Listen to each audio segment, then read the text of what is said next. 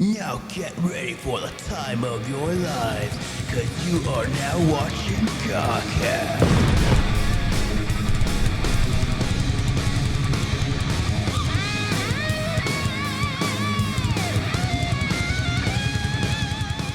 Hello everybody, welcome to GAHCast, the show where one of the hosts spent literally a few days trying to hunt down rubber duckies to entertain the other host. I am your host, Hydrowave99, and I am joined here today with the Lord of Rubber Ducks himself, FluufAlpaca. How are you today?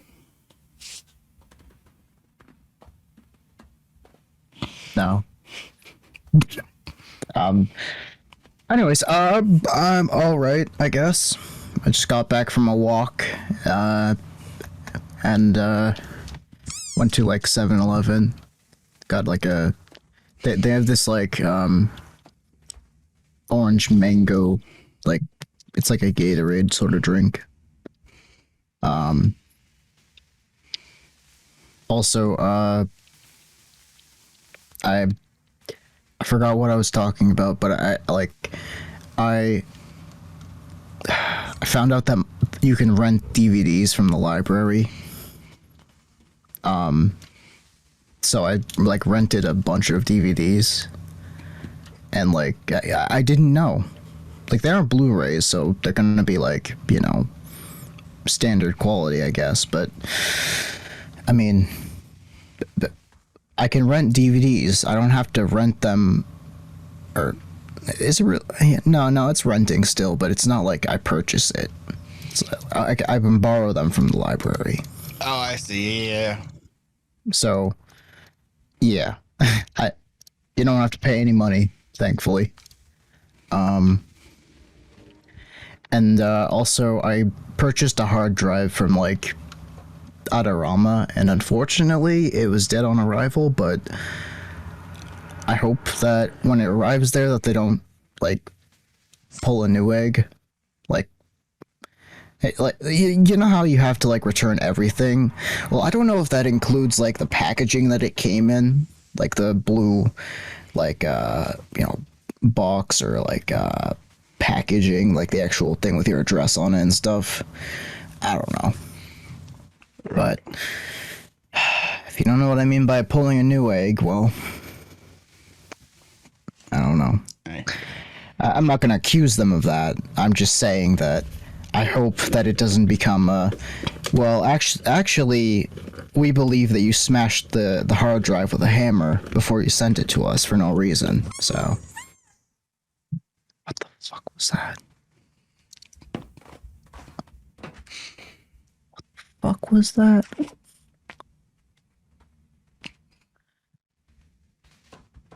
Anyways, so yeah, like it was a 4 terabyte Seagate Barracuda. I know that they're not really known for being good quality anyways, but I mean they're cheap. They're like $75 and it was like $65 on sale. So I thought it was pretty good. It's it's worth about like a video game and some change, some tax, I guess. I fucking saw that. I fucking saw that. I saw it looked like a Krabby Patty from SpongeBob. Like you were holding it like you were holding like a burger, and it was like the size of like a, I don't know, Big Mac.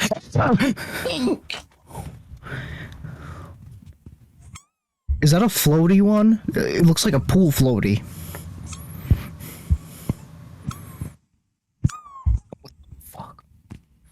It's like, why is its lips so red? It looks like it's going to like a nightclub. And now you put the Hatsune Miku duck on top of it. What the fuck? So, and I can only assume the next best course of action. Motherfucker.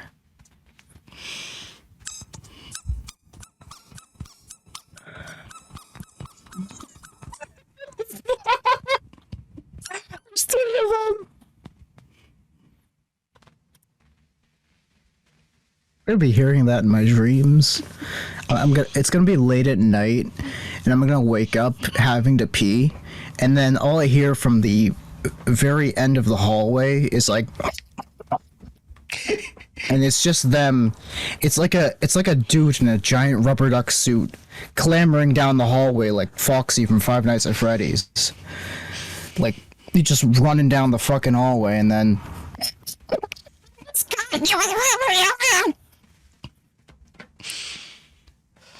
So, ladies and gentlemen, so my week was essentially, so I went to Bed Bath & Beyond on a Sunday, and I was trying to hunt down squeakers,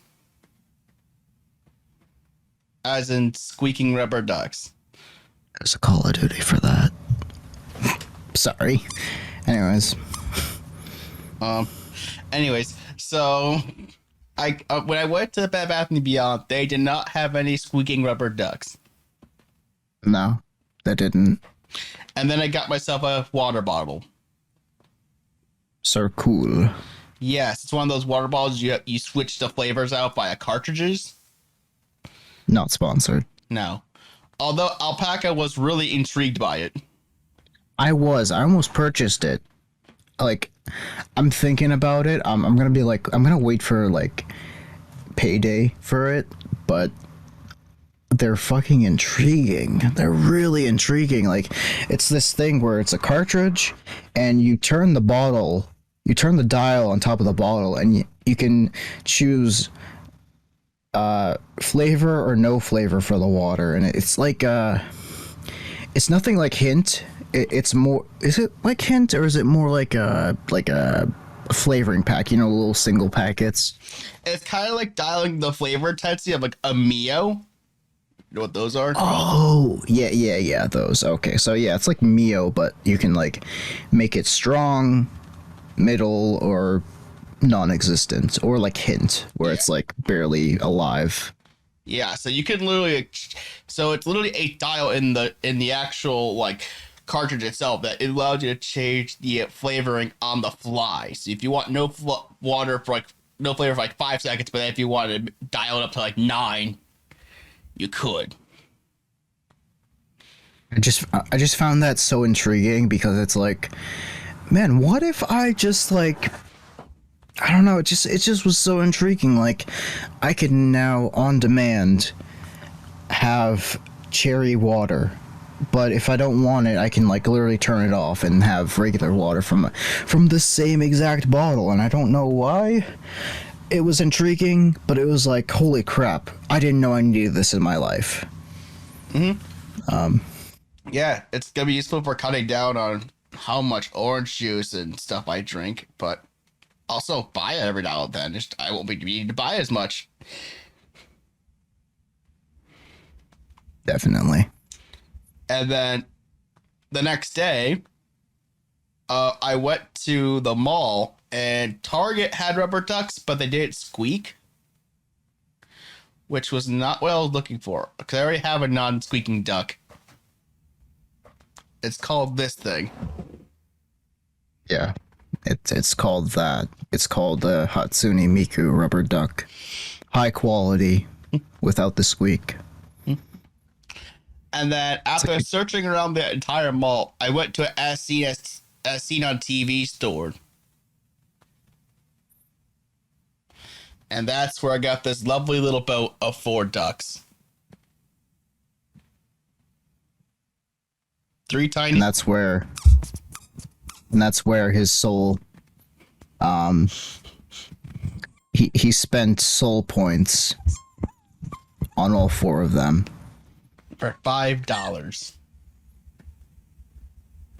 And a piece of his soul. That regenerates, I guess. Well, it's like... It regenerated when I was laughing with it regenerated quickly because I was just laughing the entire time. I'm like, Alpaca would surely enjoy seeing these rubber ducks live, thinking that I would have never found rubber ducks. Yeah, and here we are. Now he's got 3 tiny minions one giant pool floaty looking one, and yes, front and center on the stage, Hatsune Miku duck. And of course, he had to fucking put Sue Metal on top of it or something, or whoever that is. Well, if you want Sue Metal, I can definitely do that for you. Give me 1 second. All better. I don't. Who are the other three? The other two, I mean, sorry. There's Moa Metal and Yui Metal. Moa and Yui. And is Moa the one with the frizzy ponytails, or? Well, the thing is I believe Yui was the one that left, which caused it to then be Sue and Moa. Oh, okay. And then there might be a new there is a Baby Metal tease that happened recently. I saw on the Facebook page, so maybe we could talk about that. Who knows? I'm gonna wire transfer you the new album whenever it comes out, just so you can leave me alone. I'm gonna go to the Western Union downtown and just be like, and then goodbye. I mean, to be fair, I mean, I do work with Western Union, so at the store I am, so I know how to send money about the Western Union stuff. During your lunch break, you'll just see I don't know, it'll be like a fax machine. It'll be printing out a code to download the MP3s. Here's a gift for you, Hydro, from Alpaca. All right. P.S. I don't owe you any protection. No. I mean, after all, these rubber duckies are sure happy to have met you today, so. If they were real ducks, I would so love to send actual duck food for them, but since they're not real and they're just a fabrication of something from tires, they're bleached dyed tire rubber, I can just not. Right. So anyways, we have a lot of things to talk about here today, including rubber ducks. We have a lot of news topics today. We have to deal with the fact there's a new PlayStation Plus tier system that came out. The Intel Arc graphics cards. We have the situation with Abandoned. Oh yes, Abandoned. Ooh, that when we were talking about that, I don't know. It's gosh, this is sad, but whatever. I'll talk about it when it comes. And of course, we have to deal with the fact that Apple, Facebook, and Discord gave user data to hackers, and FedEx autonomous drone cargo delivery, along with E3 being canceled, and the Nvidia RTX 3090 Ti, or the Ti if you prefer to pronounce it that way. The RTX 3080 Ti. And of course, the news that will always keep Alpaca pleased, or not pleased, is the changes Crunchyroll is making to ad-supported viewing on its service. Oh yeah, we need to talk about that. I'm looking at that, I'm is it free? Right. So, with that out of the way, we're going to throw a little bit of a bonus topic for us technically, because we saw this and we were like, this is probably worth talking about. And it's for a game that both of us actually enjoyed playing, which unfortunately hasn't seen the best updating cycle. Yeah. So actually, before we get started here, I am going to link this to you and then we'll get started. Anyway, so let's get started with this. And we have here the season 1 outcomes report. And what this is this is, the people over at 343 Industries is taking a look at the community feedback, and they're trying to address the concerns that the community has had. It's a pretty long article, but we're not going to go through the entire thing. I'm just going to go through the main highlights that I found when looking at this. Mm-hmm. Now, this did get released on April 1st, but this is not April Fool's prank. Oh, thank God. But, you know, what's funny is I don't think we did anything for April Fools, except you purchased rubber ducks. And this is like belated by 4 days, but still it hurts. So I forgot to shut my window. 1 second. I fucking hear that in the background. I'm just like, dude, I'm closing my window. I don't need to be traumatized. Anyways, you were saying? Yeah. So pretty much, we're read the introductory paragraph here. It's pretty much saying this. Since the launch of Halo Infinite, we've been paying close attention to community feedback, addressing what we can in a timely manner, communicating what we're looking on with closer look blogs, and prioritizing future content and features internally based on that player input. So what we did with our outcomes report during Halo Infinite's technical previews, which shared learnings from each flight, we want to be transparent about the feedback we've received so far and provide the team's responses to emerging themes in the community. You will definitely see similarities in key feedback themes from the tech previews that carry over to Season 1. In the months leading up to release, the team was fully focused on launching Halo Infinite with very little room to begin work on the majority of these areas, many of which are quite significant in scope. In some cases, work on these common themes has been happening already, while in others, new insights and data gleaned from Season 1 has helped to further refine scope and priority for the team to address moving forward. During last year's pre-release flights, we highlighted both the positively received areas and the key feedback areas. Since this outcome report covers almost the entirety of the Halo Infinite's multiplayer experience and not the limited scope of a flight, we'll only be drilling into what matters most, the feedback. We gather this feedback and data via survey sent to Halo Insiders, telemetry on in-game player behavior, and thoughts shared on Halo Waypoint forums, Twitter, Reddit, YouTube videos, Twitch streams, and more. To set expectations, please keep in mind this is not meant to cover all the upcoming work we have planned for Halo Infinite, nor does it have specific timelines for every item. It will, however, cover many of the common feedback areas you've seen raised and discussed online with a focus on what's landing in Season 2.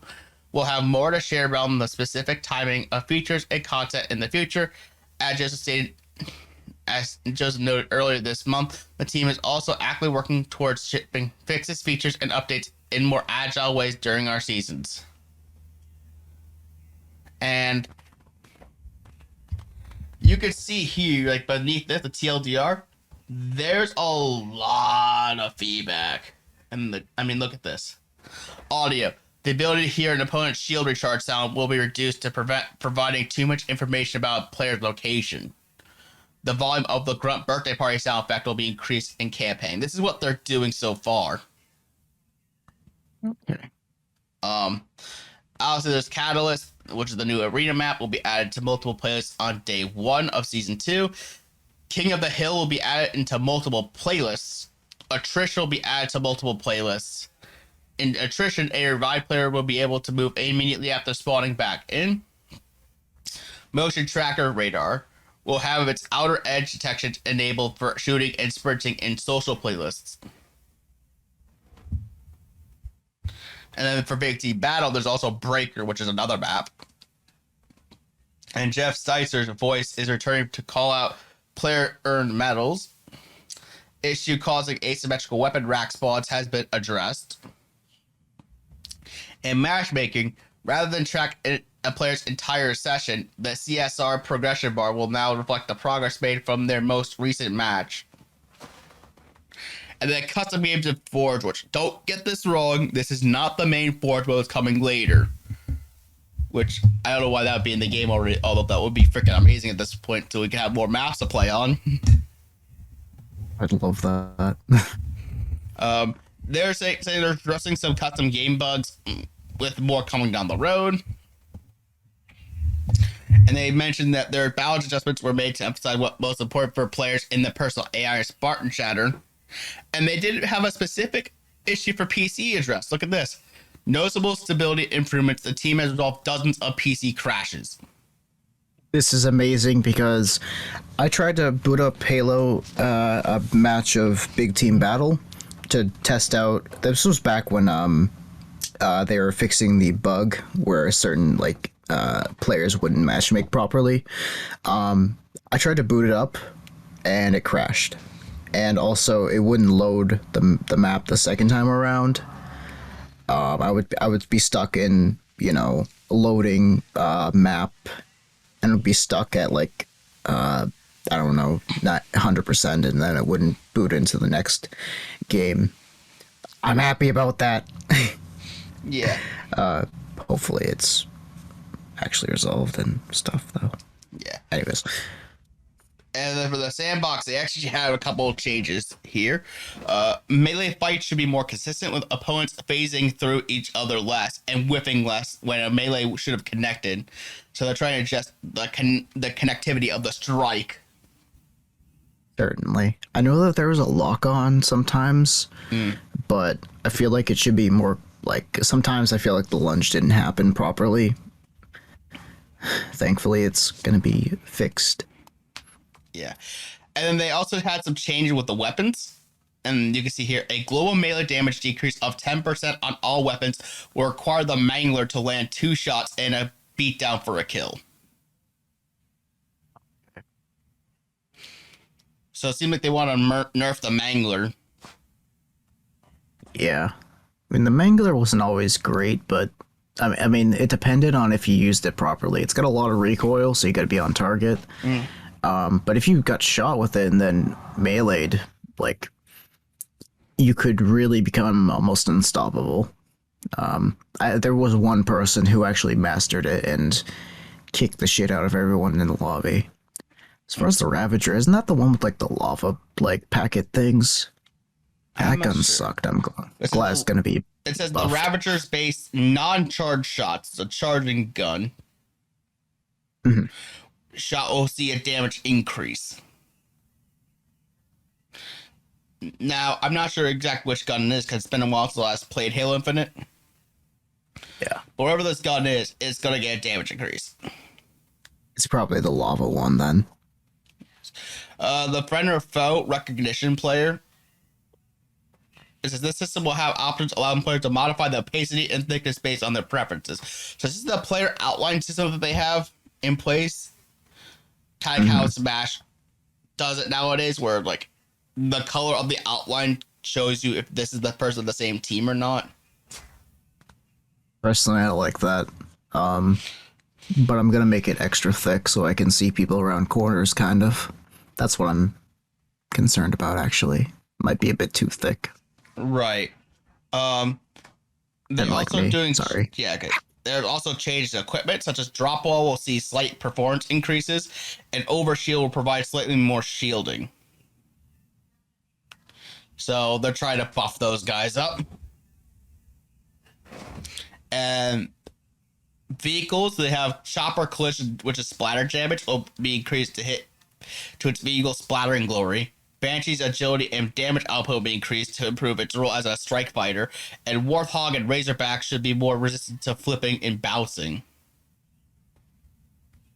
And I said they'll have another outpost blog focusing on the live teams areas such as customization, shop, battle path progression, event, theater, and observer modes in the near future. And it's meant to be key themes. Now, as you can see here, they have a lot of things here, and we don't want to go through all of it, but you can see here for accessibility, people have been asking for an auto sprint option, or more colorblind settings, or a desire for audio visualization feature. And you can see here that the auto sprint option, and they pretty much are just saying here how they're just looking into this stuff and all that stuff. And then for audio, I mean, you can see it here. They've received feedback for a shield recharge sound opponent is loud, provide too much information as to where players are hiding. Dynamo grades provide audio hit tracks, allowing them to serve as audio hit markers and rank settings when grenade hit markers should be disabled. And then grunt birthday sound effect is too quiet. Note reports of issues hearing players and shots behind you on certain headphones. And they also receive, and they go over more of the stuff. The exact changes. And there's one specific change I really want to highlight a lot. What's that? Feedback. Desire for more arena maps and modes. Oh, yes. Yes. This, oh my god, this is like, I don't know how, but they really need to add way more maps. Hell, even remaster some maps. I don't even care. I haven't played the earlier Halos, so I'd love to try them out. Even baby rubber duckies here agree. You're a prick. Anyways, so we, like all of you, want more maps and modes to play and have a list of them we're working on for future releases. For Season 2, we have an updated version of King of the Hill that you'll be able to play in matchmaking customs, along with being able to set it to classic version. You'll also see a lot of updates to playlists, including the addition of the new Chaos Arena map and attrition going into quick play. Over the season, our goal is to rotate in some new playlists with some fun variants we've been playtesting a lot recently. So I heard that in the background. Okay, can I hear it?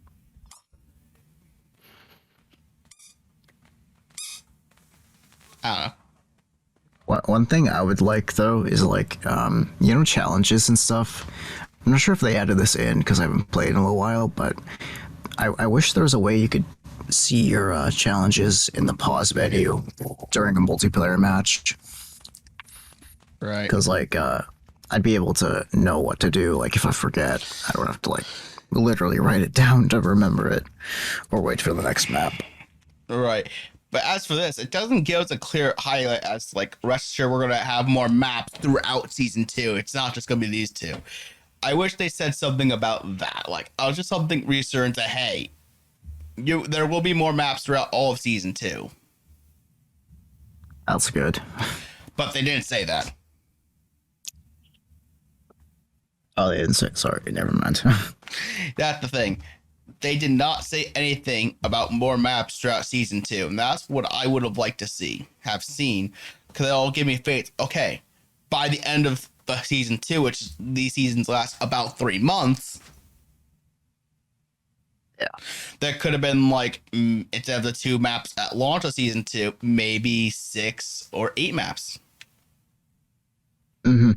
And that would have been very good to see, like 2 maps roughly every month or so. That would have been great.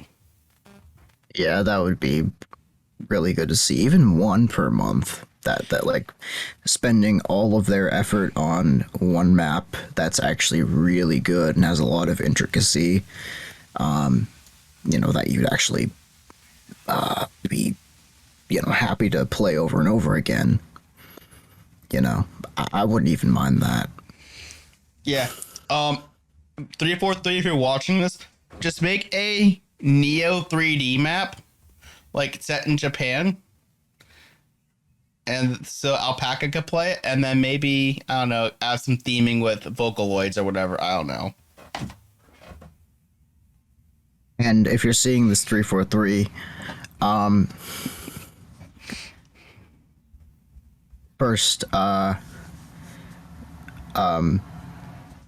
don't do what he said. Also like and subscribe. Anyways,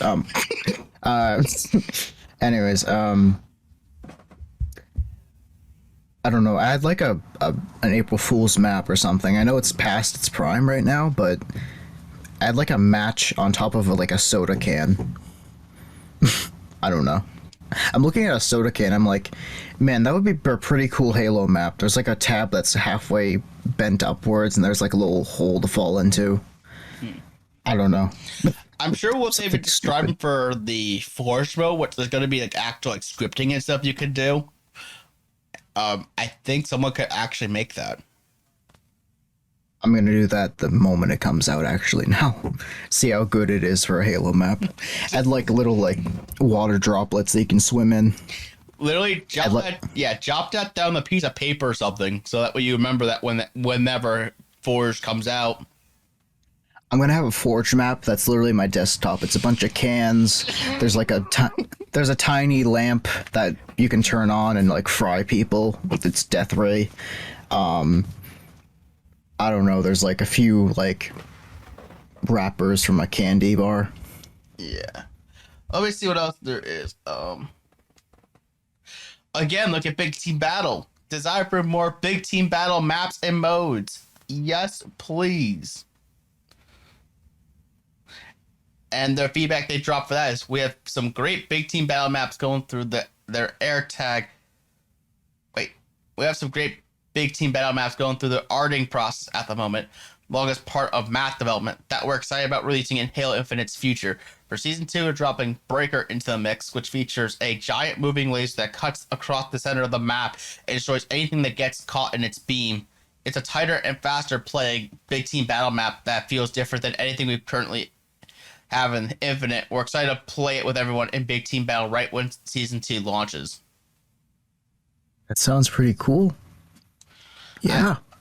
I mean, imagine the scripting and you could take the laser from that map and apply it to the map you think of doing.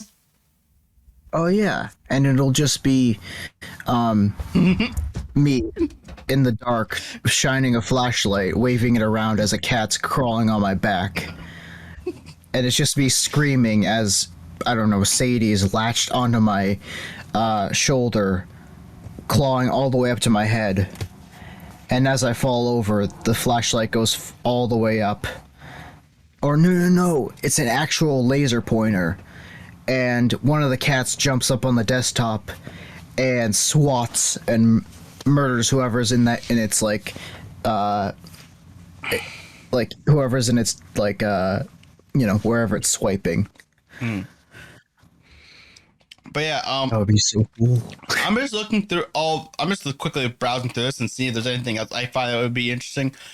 Like, apparently there's also feedback that saying many players would like a reconnect / rejoin or forfeit feature, especially for ranked. Apparently there's desire for more player agency to choose experiences via match composer feature or additional playlists. Their desire for regional server selection, or I think I know this was another common complaint with the desire to opt out of crossplay for various reasons. Oh my god, no player collision for movement. I want player collision. Because, like, it sucks meleeing somebody while also walking through them. Right. I feel like it... I don't know. Yeah, I'm just going through... It's a desire for more adjustable game mode options to custom games. I mean, yeah, that'll kind of help. Desire for custom games browser. That's actually kind of cool. And here's another note, too. Desire for Forge to arrive as soon as possible, which I 100% agree. Yes. And let's see what they say on that one. It broke our hearts not to be able to launch Forge alongside the rest of Infinite, but ensure it meets the bar we're setting for it to achieve this massive overhaul of the Forge in Infinite just wasn't able to make it out before end of last year. It's very much another generational leap forward in what it will be capable of, and it brings with it many of the community's high requested features, which we believe will greatly empower the community to build a way more impressive and creative gameplay experiences inside Infinite. God. I mean, imagine this allowed you to build the Doki Doki Literature Club map, and we could troll our friends with it. Yes, definitely. I can't wait. I can't wait to, like, have a giant pink, like, high school thing. And, like, you can go into the high school and find a closet with spoilers in it. Yeah. But other than this, let's go look at the dedicated PC section, because this is what you want to see. Feedback. Various reports of crashing in different hardware specs. Feedback. PC players would like better performance across all machines, especially on high-end machines. Yes. I don't know what's wrong with Halo Infinite. I could have a 3090 Ti, and it couldn't reach 240 FPS. I swear to God, I could not play it at the full FPS. Like, my 1660 Super was doing better than some RTXs, and that's because I think like you have to set your minimum FPS to the highest, and then to be able to actually access those frames. I don't know why it's so limited. Anyways, you were saying? And then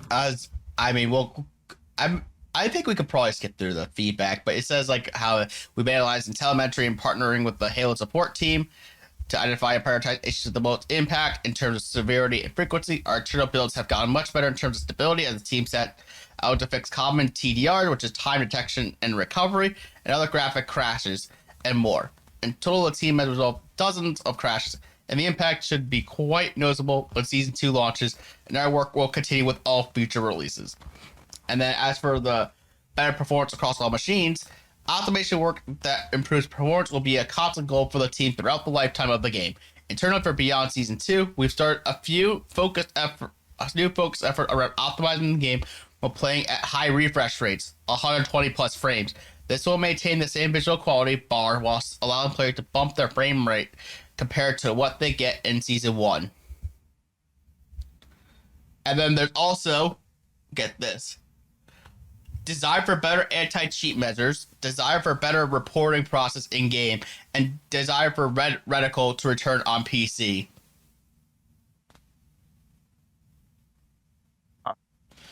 And as for that, it says, we know that cheating has been a hot issue for players since launch, and we're exploring a few ways to make meaningful impact in both the short and long term here.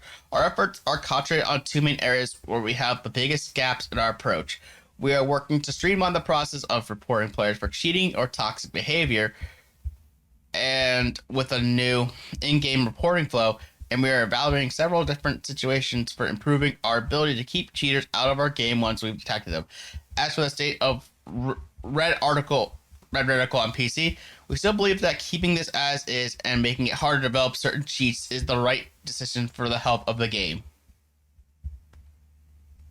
And then aiming. Discuss in Sandbox's aiming section below. And yeah, and I guess they have a lot of things here. So much that it's ridiculous. Like, I don't want to go through all of this. Like, there's a bunch of balance changes to the weapons if you wanted to take a look at this, too. Well, I am looking at it, like, I'm glancing over most of it, and one thing, they said the VK78 Commando, which I actually have an item in VTube Studio for it. It's this gun. Aiming with this gun, I didn't know that it was actually a real problem that other people have been experiencing, but this gun, every time I aimed it, oh my god, I felt like I was a regular person shooting this weapon, not a super Spartan, because it just felt so loose, and that's how it's described even in this, like, this gun felt so terrible to aim with, and it just felt like all over the place. And aiming down sights, of course, you know, it aims you out, so, you know, you can't camp easily with it, but, or, you know, it's to avoid camping and stuff. But, oh god, that's one thing that I'm happy about, because it was probably my favorite gun, only because it was like the high damage, you know. I actually didn't know it was fully automatic for some reason for a little while. I don't know, I always thought it was pretty cool, but it had that issue where I felt like it was unwieldy at times. But anyways, I'm glancing through this. I can tell that they've added a lot to this game. Like, they've done a lot more work on polishing the game to people's you know, desires, and they're actually taking their time while also still allowing people, of course, to enjoy the game. Also, I'm not sure if they've addressed this at all, but the HUD elements, like, in your character, they are a lower FPS than the actual game's refresh rate. Sometimes, like, if you reload with a gun or you're shooting a gun, you can notice that's a little more choppy than the actual game itself. Like, your arm that you're shooting with is choppier than the actual game. And although that's not a big issue in my opinion, it kind of feels a little weird. And that might also add to the VK78's like problem as well, because it's like acting even weirder in your hand now. I don't know. I just wanted to point that out. I don't know if they touched upon that throughout this entire thing, but anyways, my opinion, yay. I'm glad that the dev team actually cares a little bit, you know, about their game instead of being like, wait, how do we make more money? Let's add HUD elements to our game. Let's add custom HUD displays that look like terribly cropped out PNGs. Looking at Call of Duty Vanguard. Sorry, I'm just very critical about that game because I don't know. And also maybe it's because the way she man walks. that's in charge of the company that makes that game. Yeah, and the fact that I get stuck on Numa all the time. But looking at the feedback, I mean, it is good to see that 343 is addressing a good chunk of the concerns that people have had with the game. The only thing that sucks is the fact that the map outflow, from what we're seeing here, is really slow. And if they can't get that fixed, then the concurrent player count of the game is going to keep slowly phasing out, which would not be a good look for a game that both of us have enjoyed playing. Yeah, I've enjoyed this game for the time being, but I stopped playing it because it just feels a bit too dry for me. Like, it literally feels like a glass of champagne at times, how dry it is. It feels like I just ate a KFC biscuit. Sometimes. With how lacking of content sometimes it feels like. Another thing was like, I do like the in-game reporting system being a bit more fleshed out, because I had to go to like the website, the support site, to report somebody. That takes way too much time, and what if I don't know their gamer tag? By the time I'm about to report them, and I'm like, what was their gamer tag again? Was it 78 or 87 or... Right, and then a rubber ducky randomly appears on your screen, just trying to screw everything over. Yeah, and then, I don't know. There's this, like, guy I saw, he had 0 deaths. And I was like, that can't be right. Wow.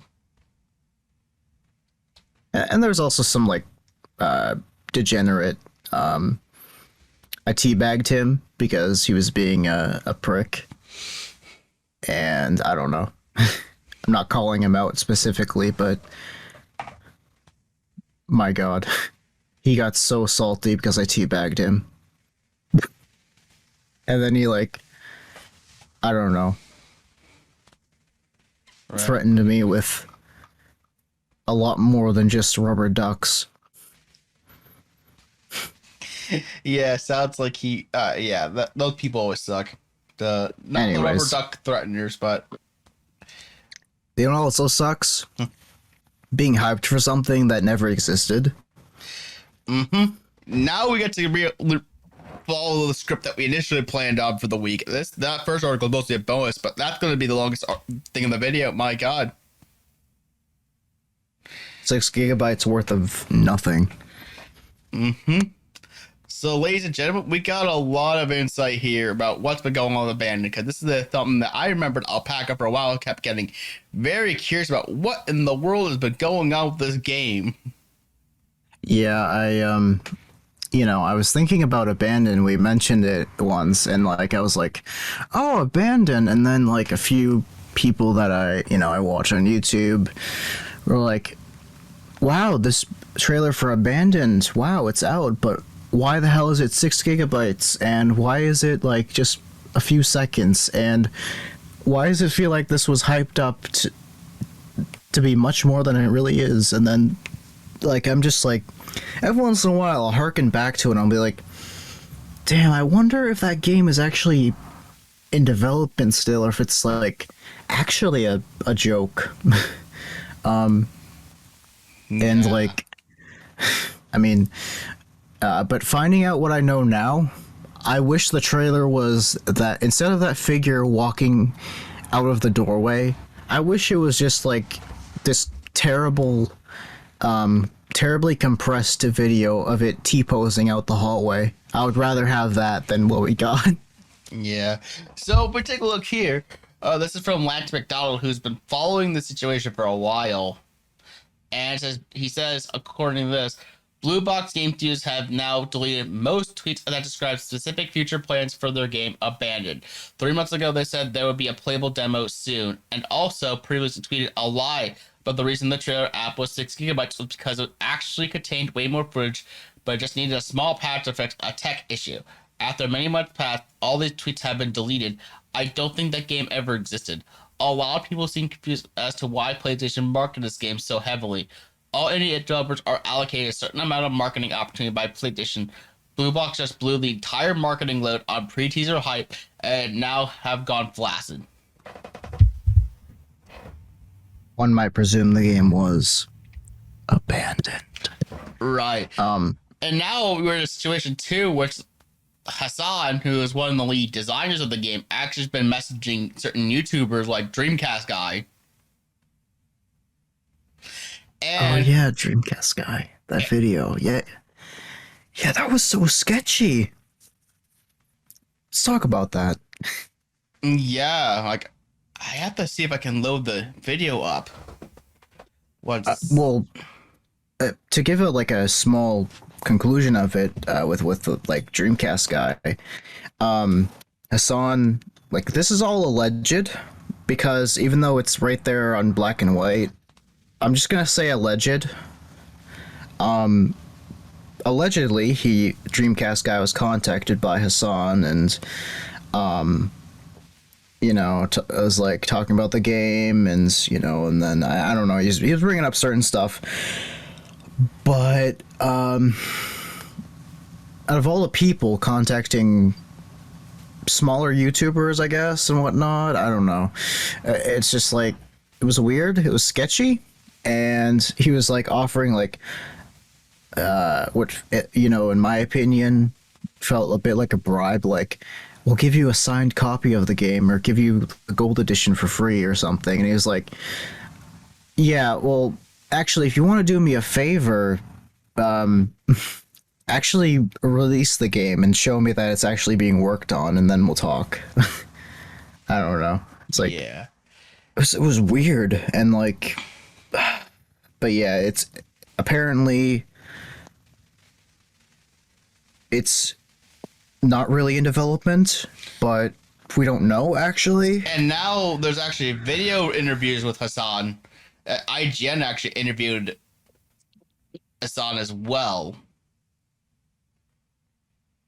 What's that? I hadn't watched the entire thing myself, or rather I hadn't, but I saw an interview on IGN pop up about this, so maybe we could talk about that next episode. Sure, because like I'm intrigued about it, but honestly, I was intrigued about the concept of the game because it was so like hush hush that I don't even actually really know what it was about. And I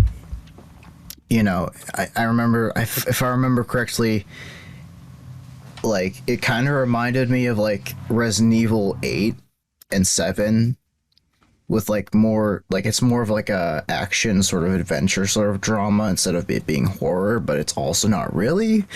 I don't know. I don't know. I remember seeing this guy with a 1911 in a forest and he was running around. It was like screenshots. It wasn't a video, but anyways, all I could say is if this game exists, then, and it's just being slowly churned out on a $0 budget by, I don't know, by like a skeleton crew,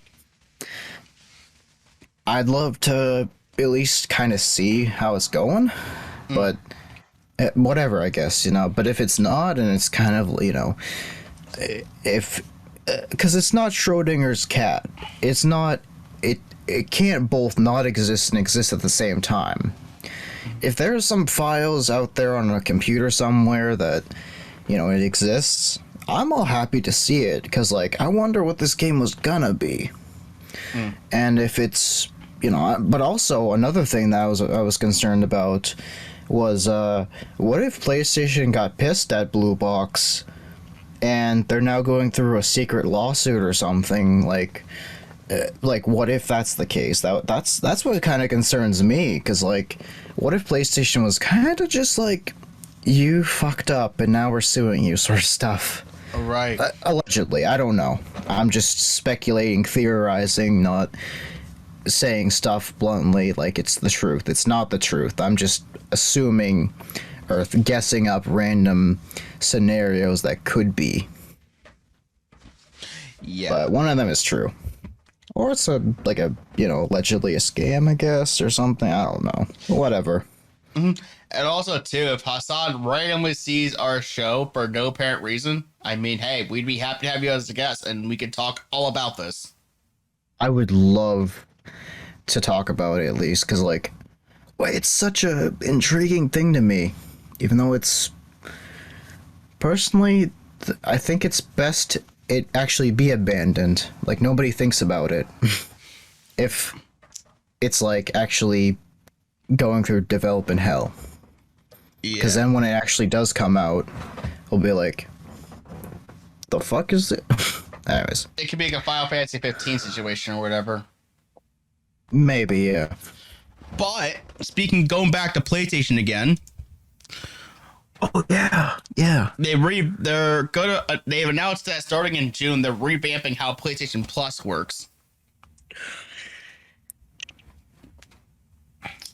So pretty much what's going on here is that PlayStation Now, which is like Sony, which is pretty much GAHCast and what they've done, is getting merged with PlayStation Plus because PlayStation Now hasn't really been doing the best. Like, everyone just assumes that you just stream all the games, but they actually added ability to download games. So yeah, but due to that, they're actually they're combining PlayStation Plus with PlayStation Now, and what they're essentially doing is just keeping the PlayStation Plus name. So it's nice that keeping it more consistent. But let's just talk about what they're doing here for these tiers and how it's actually working. Because we've talked about some rumors of this for a while now, known as Project Spartacus. It's finally here. Woo. And now we can talk about it. So here's what's happening. PlayStation Plus Essential. This is what we got now for PlayStation Plus. It is, you get your 2 monthly downloadable games, some exclusive discounts, cloud storage, online multiplayer access. It's your standard tier. So if you have PlayStation Plus now, this is what you're getting. Mm-hmm. And then we get to the new tier. One of the two new tiers. PlayStation Plus Extra. This provides all the benefits from the Essential tier, plus adds a catalog of up to 400 of the most enjoyable PS4 and PS5 games, including blockbuster hits from our PlayStation Studios catalog and third-party partners. Games in the Extra tier are downloadable for play. So this is not streaming. So this kind of reminds me a bit of Game Pass. Yeah, it's very Game Pass-like. Well, except until you get to the last category. Oh, and it'll be for US dollars, it'll be $15 monthly, $40 quarterly, and $100 a year. Yeah. So it's $30 more if you want to get extra. Yeah. But yeah, this seems like very Game Pass, like minus if you go into Ultimate where you could stream the games. Mm-hmm. However, now we get to talk about Premium. And this is the big tier that everyone is comparing with Ultimate and whatnot. This has all the benefits from Essential and Extra, plus adds up to 340 additional games, including PS3 games, which we're going to come back to that later. and a catalog of beloved classic games available in both streaming and download options from the original PlayStation, PS2, and PSP generations. Offers cloud streaming access for original PlayStation, PS2, PSP, and PS4 games offered in the extra and premium tiers in markets where PlayStation Now is currently available. Customers can stream games using PS4 and PS5 consoles and PC. And they will also offer time-limited game trials. So I'm sure you can figure out what that is. And this is $17.99 monthly, $49.99 quarterly, and $119.99 yearly. Okay. Now, I want to come back to the PS3 part for one reason. These games are only available via cloud streaming. You cannot download PS3 games. Snake had a hard life. Sorry. Metal Gear Solid 4, if it ever gets added to the service, It better be day one, because, like, that game is exclusive to the PS3.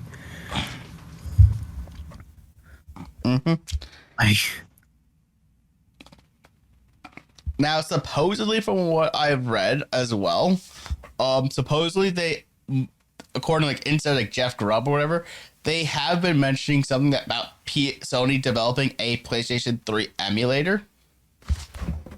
What?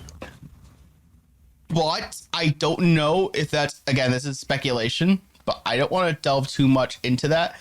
But it would have been, if that actually is true, it would have been nice to have included it in this whole thing.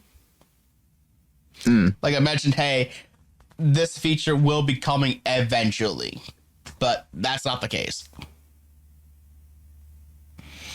Also, where's the Vita? I don't know. I just noticed that. Where's the Vita? Anyways. I guess it just wasn't successful enough in Sony's eyes. They're like, nah, we're not including this, which is weird though. Oh man, that's sad. I mean, I think it seemed like a good chunk of the games that the Vita had were ported out of the system already. Yeah. So maybe that's why they didn't include it. But here's another thing though. Minor side market there.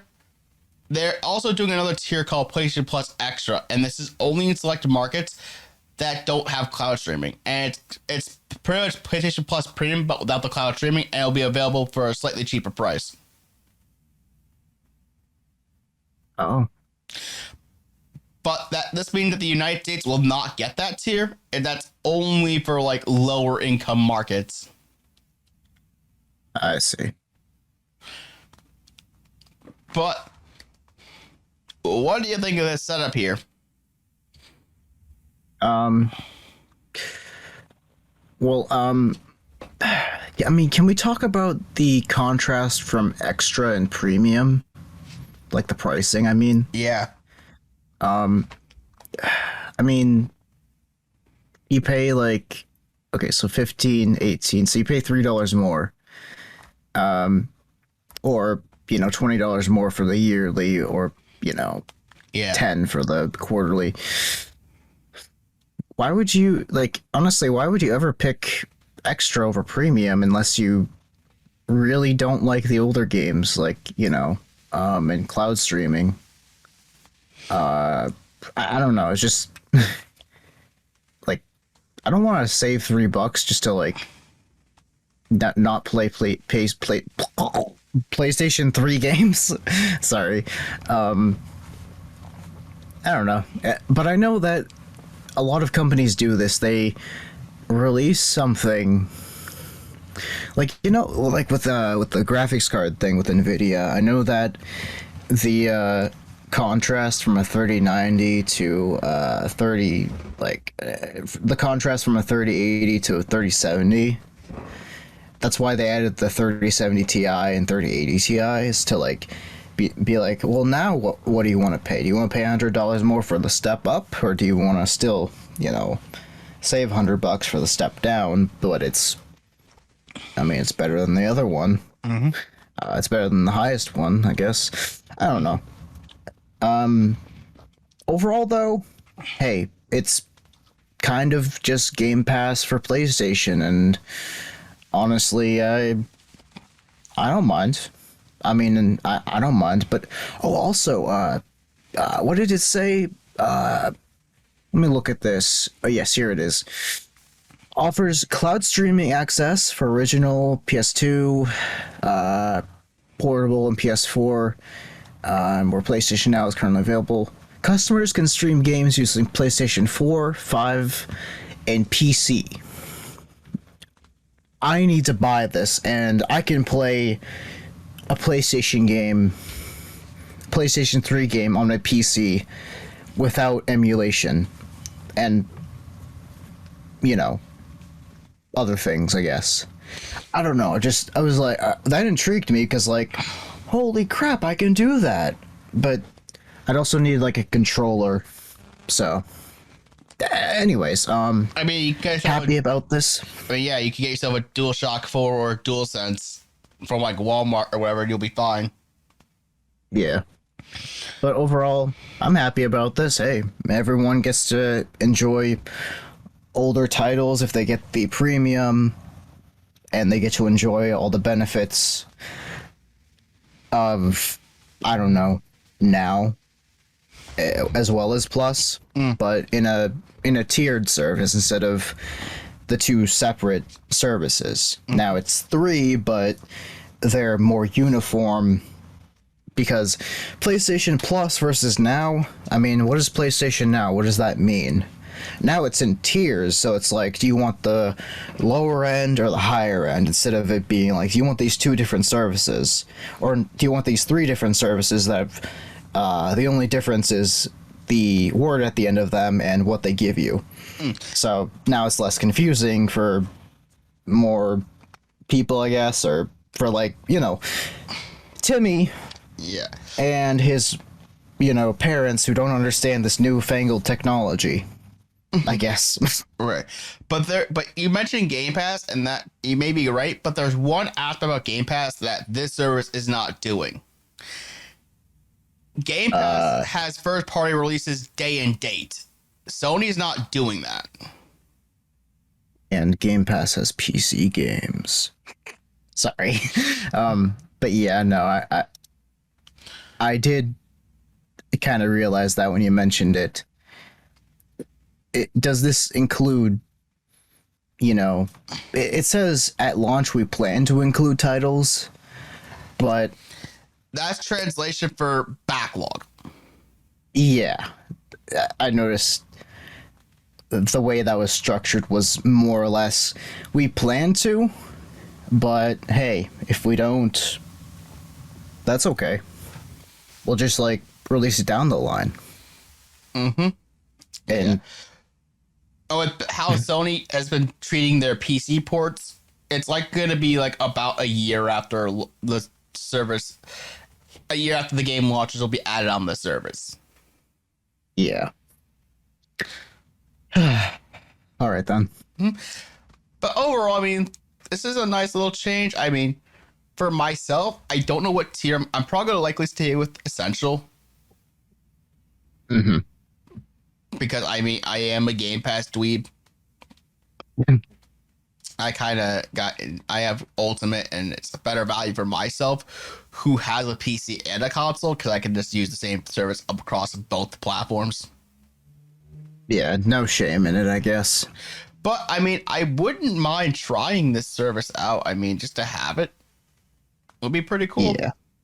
But, Oh, yeah. I mean, another $60 for me, I'm not sure if I feel like splurging like another $30 or $60 a year. No, I just tried premium once, and if I don't like it, if I had a PlayStation, of course, or if the PC cloud streaming stuff was, you know, okay.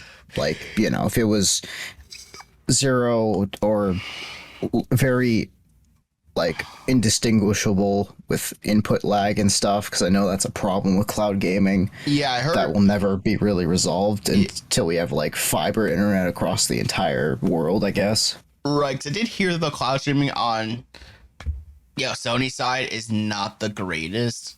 I mean, if you compare it to, like, Stadia or xCloud, it's inferior. But I mean, with Sony partnering with Microsoft to increase for support of cloud streaming, it could be better down the road. They just better not release their exclusives on cloud gaming only. Anyway, sorry. No worries. However, there is a change to a certain very popular game that we just have to talk about. Oh, yes. And we're going to take a look at over here at the Fortnite zero build mode that, you know, is actually being a permanent addition. Now, we did talk about this previously in the last episode, where we talked about how they were temporarily going to remove building in Fortnite, but now they're actually making it a permanent addition that you can just toggle on and off. Like, if you want to go to regular build mode, you can. If you want to go to zero build mode, you can. Mm-hmm. And you can see right here from the Fortnite zero build article that, as you can see, it just describes exactly what we've been doing. Zero build. Yeah, and apparently it's going to be there for at least some time. So I don't think it'll be like a limited edition, but I also don't think it'll be like permanent, of course. Well, it's actually the menu. I actually checked it. I actually played it myself. Oh, okay. It's actually the menu that you just go and you're like, oh, just tap zero build. Oh, all right. Well, never mind. And even if you go to the Fortnite on Twitter, you say, building is back, play your way, sprint, climb, smash your way to a victory royale, whether you choose to build in Fortnite Battle Royale or go no builds in the new Fortnite zero build. Oh, okay. Which implies, yeah, this is an actual permanent mode. You know, it's also permanent. The Diamond Pony Glider. Sorry. You know what's permanent? A permanent feature of the show now? I will click that disconnect button. You fucking...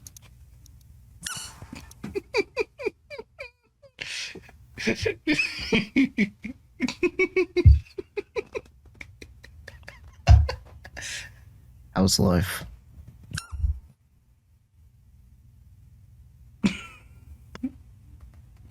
How's life, huh?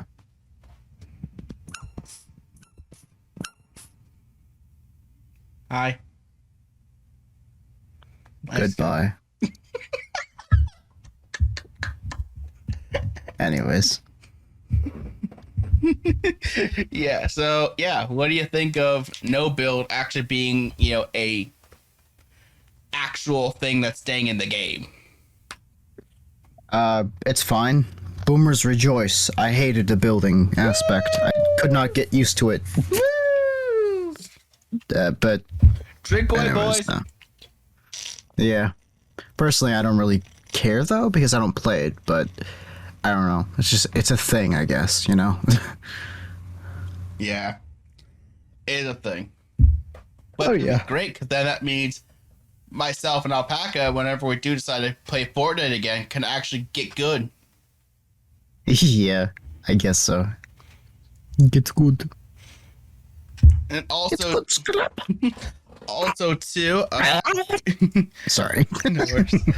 Xbox Cloud Game Publishing Division. You know, Xbox is doing a new thing where they had unveiled a new publishing division focused on cloud native games. And What? yeah, and then they say that Portal and Left 4 Dead developer Kim Swift is leading the new organization. How do you have a cloud game that's also native? Well, native to the cloud. Oh, okay. Okay. So it's not like here's cloud gaming, which is literally just an offshoot of, I don't know, GeForce Now or something. So it's like Xbox cloud gaming. So it'll be a little bit less input lag from translating from, I don't know, Right. Steam Cloud and whatnot, I guess, right? Yeah.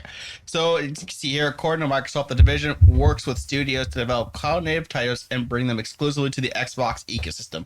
The division is led by Kim Swift, who joined Xbox last year as cloud gaming director.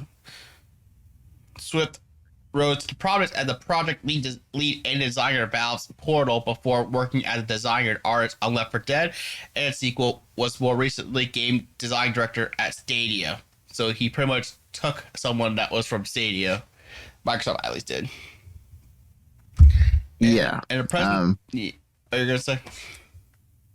Yeah, and I think that's a good decision actually, just because like even though Stadia was a bit of a a mess, having somebody who's leading the team that's a design director at Stadia, I mean, I think that would be pretty all right, having somebody who knows what they're doing, especially like game design, because like working around input lag sort of stuff, that would also help, because like being able to design a game to be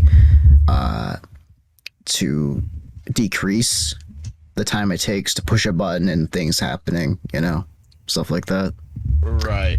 But yeah, anyways. Yeah, so as you can see here, the concept of cloud-native games differs somewhat from simply streaming games to a player's display using something like Game Pass or PlayStation Now. Well, technically this counts as cloud-native because it relies on remote servers. These servers are still mainly running games that were designed for home consoles, which would provide identical performance if installed locally. And says Swift explained that the division's mandate is to partner with world-class game development teams to develop cloud-native games to bring unprecedented experiences to players that can only be achieved with cloud technology. It says, instead, cloud-native games use the cloud to process certain parts of the game, such as physics, lighting, environments, or AI. And it says this has a number of potential uses, such as freeing up processing power on a home console, or making sure that players joining an online world can get all the same synchronized experience.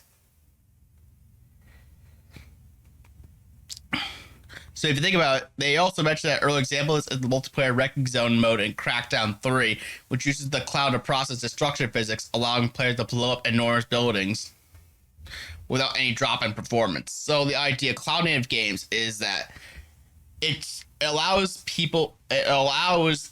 the cloud to process parts of the game. That's pretty interesting, because I know like portions of the game, not like the entire game, because like nowadays, or like with game streaming, on a really more powerful computer than any of us would ever have in real life to our computer, and if our computer at least can output a display and stream good enough, I guess, download the what's the incoming packets and stuff, we can literally run like decades old computers playing the latest games, because all of the actual horsepower is being put on a server somewhere out there, and your internet connection, of course. So handling half of the workload, it's like using a graphics card to stream instead of your CPU. Because your CPU, like with Nvidia, the NVENC encoders, they're usually a separate part of the GPU. It barely uses any of the actual GPU. It uses its own encoder. And instead of using your CPU, which, if you have an archaic or older CPU, it might be a little bit more of a struggle. So that's an interesting way of achieving like a cloud native. I like the idea of that. It's like a hybrid almost, Yeah, so in other words, like if you wanted to process destructible environments, which would definitely be very taxing, yeah, this allows you to potentially free up space by essentially streaming the ability to do it. And And as you'll see here, he mentions things like cloud gaming is still in its infancy, said in her presentation. And at the time when Netflix was formed, internet speeds were not what they needed in order to send packets fast enough to support streaming. So instead, they sent physical packets in the mail in the form of DVDs, and they had to wait for technology to catch up with their vision. But they were ready for it. Swift says she sees the future of cloud gaming falling into 3 separate categories: ubiquity, cloud AI, and runtime calculations. According to Swift, ubiquity is the ability to stream games on any device, even though that wouldn't be powerful enough to run them natively. And then, which is the low-hanging fruit for cloud content. Cloud AI will advance what developers can do by using technology like machine learning, natural language processing, and reinforcement learning. It says, while this could lead to benefits for players in the shape of things like more convincing NPCs, it could also lead to useful tools for developers, such as the ability to create QA bots, which can use machine learning to test games on a huge scale, toxicity detection and filters, and using machine learning to improve games that have procedurally generated features. Yeah. All right, then. So in other words, we can use the cloud to create rubber duck bots that can test the games on a huge scale. Yeah, and you could end up providing, quality assurance feedback and saying that, no, stop using ducks for your NPCs. What is this? I think I remember watching a video from Vsauce. There is a phobia that somewhere out there in the woods, there is a duck watching you from, your window. And that's a real phobia. And now I just realized it might be the same exact thing except for rubber ducks. So that's my feedback for NQ&A for quality assurance. Anyways. Yeah, so they say finally runtime calculations could be used to increase horsepower at runtime, leading to improved graphics, rendering, AI agents, randomization for crowd scenes, for example, destruction effects, or as Swift puts it, all the things.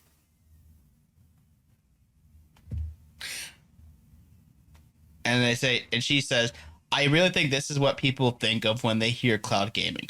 At one point, I was working on a cloud title and was asked the question, how do we build massive concurrent scale for players and make it that more engaging? How can we have more players in a space than we've ever seen before? And these areas that definitely require longer term investment, but we're excited to start looking forward and driving what that possibility space could be. And yeah, that's what we have to say about that. So I mean, This seems like this could be really cool if they could push this cloud native thing forward. Mm-hmm. Like obviously streaming games could potentially be a future, but imagine if you had like servers for certain aspects of the game that like say maybe the Xbox Series X or the PS5 couldn't handle, like destruction or very complex things. And this could especially be useful for MMOs too. Oh yeah. Like, especially if we make the rubber duck MMO, that'll be great. Yeah, and then we'll cancel it for existing digitally and physically. Kind of like how E3 got canceled this year. Yeah, of course. So, as we'll get into,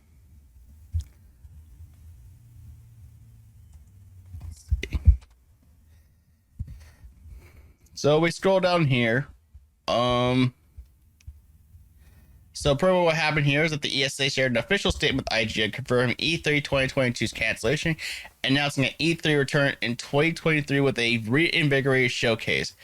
We will devote all our energy and resources to delivering a revitalized physical and digital E3 experience next summer. Whether enjoyed from the show floor or your favorite devices, the 2023 showcase will bring the community, media, and industry back together in an all-new format and interactive experience.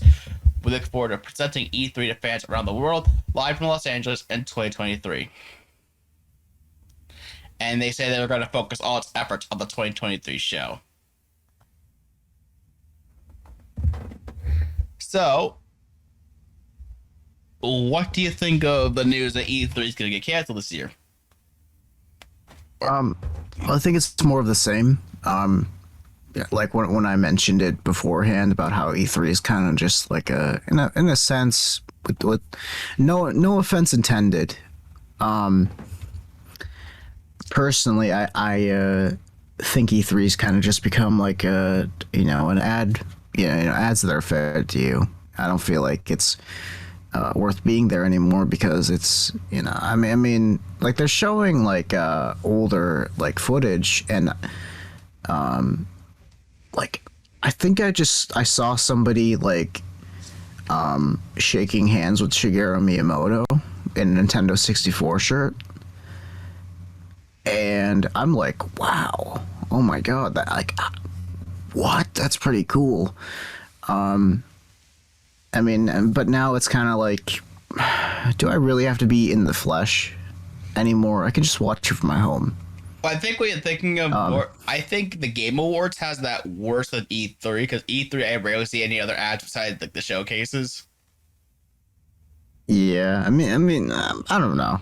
Like personally, I've ran into like so many like the truth ads for like anti-smoking, so that's what I mean mostly. Yeah, that's where you're gonna find that. Like you're thinking of the Game Awards because that's where you find all of that. I never really see that at E3. Okay, I don't know. There have been cool things that happened at E3, but whatever. I don't know. I don't know. I think for us, E3 just. I mean, here's the thing though. For us, at least, like for just the consumer side who only wants to focus on just hearing game announcements. Yeah. This doesn't really matter that much for us who only want to see game announcements. It more so comes down to the convention goers and the fact that these conventions actually lead to developer negotiations. This is the side that not many people realize. This is where developers can meet up and get ideas down. Like, here's a funny thing. Here's a popular example I know of, and this happened fairly recent too. And while it's not E3, it's one I know of. The reason why Sora got into Smash was because like Sakurai himself met with one of the Disney guys at a gaming convention. Oh. So if you think of that's this, interesting. Yeah. So if it wasn't for the fact that there's a gaming convention that facilitated the opportunity for developers to meet up, then this wouldn't happen. Then that probably wouldn't have happened.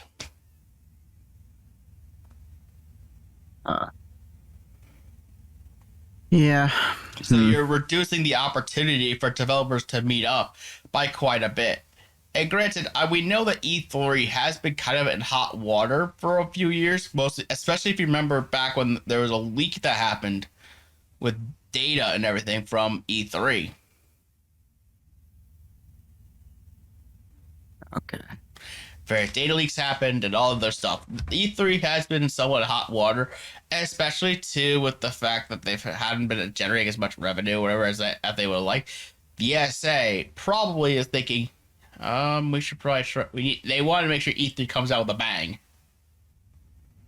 Yeah. And obviously, with the announcement being so late, I haven't heard really any real confirmation about developers being there.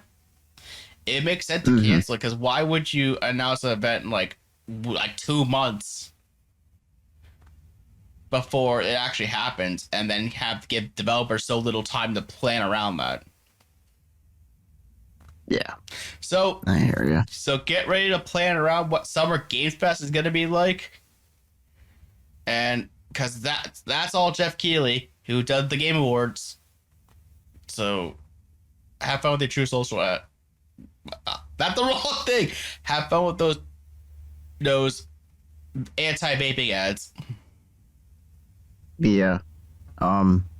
Also, I realized that the person who wrote this article,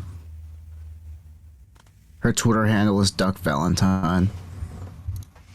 I know you picked this article specifically because of that, you son of a bitch. You know what's funny? That I did not even intend that to be the case, but that's just a funny thing. I'm sure. I'm truly sure that's what you didn't intend. I'm truly sure it's not what you intended. Hi.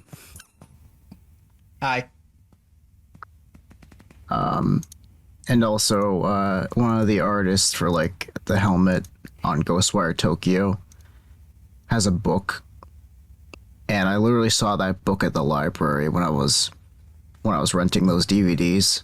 Misakao rocks. Misako. Misakao. What the fuck am I saying? Anyways, sorry, I was just looking at the bottom of the thing. Anyways, you're son of a bitch. Let's move on to Nintendo. Yes, because their biggest game of the year got delayed. Oh, great. And we don't really talk about, so we don't usually talk about game delays very much.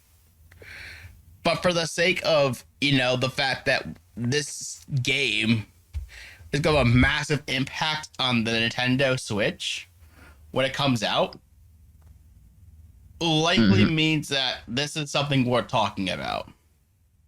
Oh, yeah, certainly. Especially since the original Breath of the Wild got Game of the Year. Yeah, and you could only imagine what standards, what their expectations, what they want to,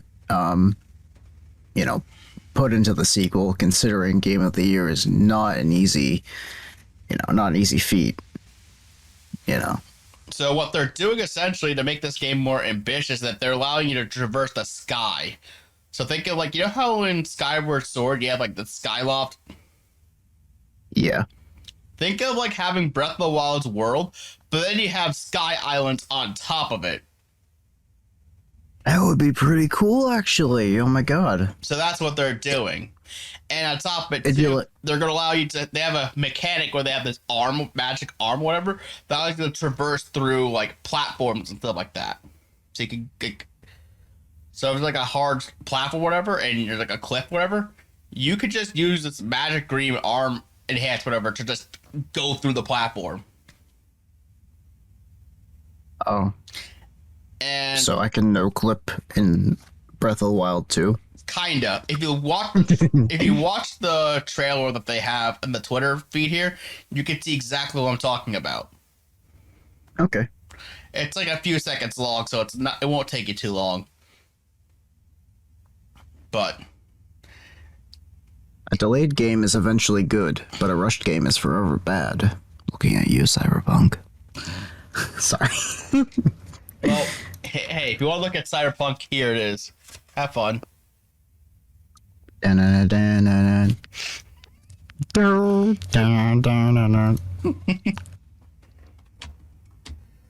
yeah, if you saw what I meant by the fact that you had sipping through the clip or whatever.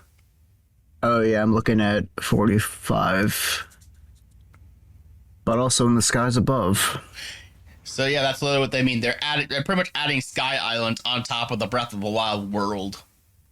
Whoa. Link literally, he created a portal. It's literally like a water sort of he turned water into he turned the land into water for a second and crawled out whoa, that's so freaking cool, actually. I mean, Breath of the Wild 1 was already a very innovative game to the open world genre. It has made significant impacts. So seeing what this game could do, especially when it comes out in spring 2023,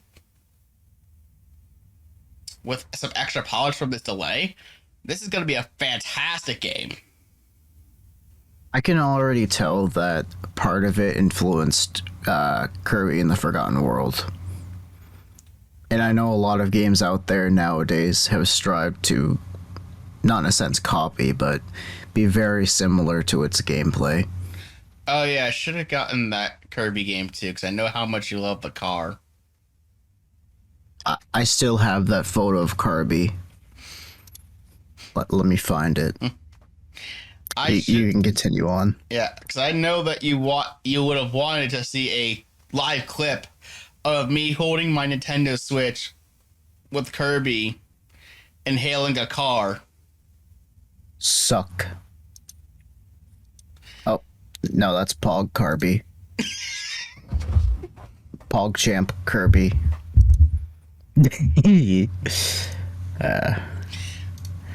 Anyways. But yeah, this is gonna. I think this will overall be a good thing for this game, considering Nintendo's track record with delays. Usually, it's not like say a.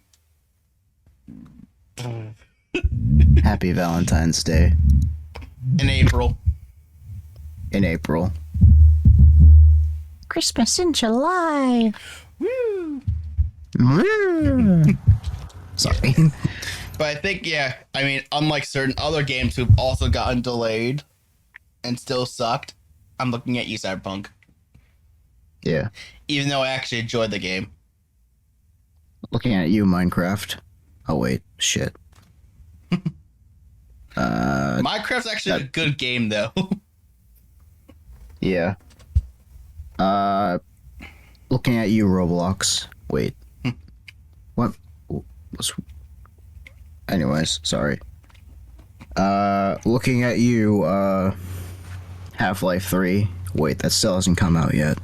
Looking at you, Duke Nukem Forever. Best example! Best example! It's time to kick ass and chew bubblegum. Man, I'm all out of gum. I would love to have John St. John fucking read me a bedtime story. Right. I would love to have him on the show. There's a lot of people I'd love to have on the show. I mean, we all know how much we love to have Elon Musk on this show. That'd be freaking amazing. You know, that would be amazing. But I feel like we wouldn't be able to we would be so dumb compared to him that we couldn't comprehend him to the point where, like, his topics they talks about, they would be so advanced for our tiny minds. I mean, also, we get a Tesla from him. I mean, I would not be opposed to having really advanced topics on the show. Yeah, me neither. We get a lot of knowledge from this guy too, that guy would be amazing. Also, I'd love to own a Tesla flamethrower.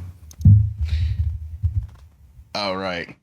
The boring company flamethrowers. God, if only there were still more being made, I'd have one. Yeah. Apparently that airsoft gun that I showed you, the flamethrower was based on it. It wasn't based on the flamethrower. It's the weirdest thing. Anyways. But yeah, back to actually making an episode and actually making meaningful commentary. Because we have to talk about how Bungie is filing a lawsuit to punish senders of fake Destiny DMCA notices. Oh, yes. Yes. Oh my god. This is like, yeah, this I didn't really want to talk about too much, but yes, this is amazing because this just shows that the copyright system with YouTube, some people are more than just YouTubers taking notice. Bungie is pissed. I know they're pissed. Yeah. So you can see here, a little over a week ago, a number of Destiny content creators had DMCA notices filed against their videos on YouTube, claiming they infringed copyright. Bungie denied having anything to do with the claims and promised to investigate. A copyright lawsuit filed in Washington now reveals that Bungie is serious about making an example of the culprits. And they say how notices of infringement sent by right holders under the Digital Millennium Copyright Act are supposed to identify infringing content so that online services can remove it, thus protect the rightful owners. Increasingly, however, a minority of online actors view DMCA notices as a tool to disrupt and disappear content that isn't infringing at all.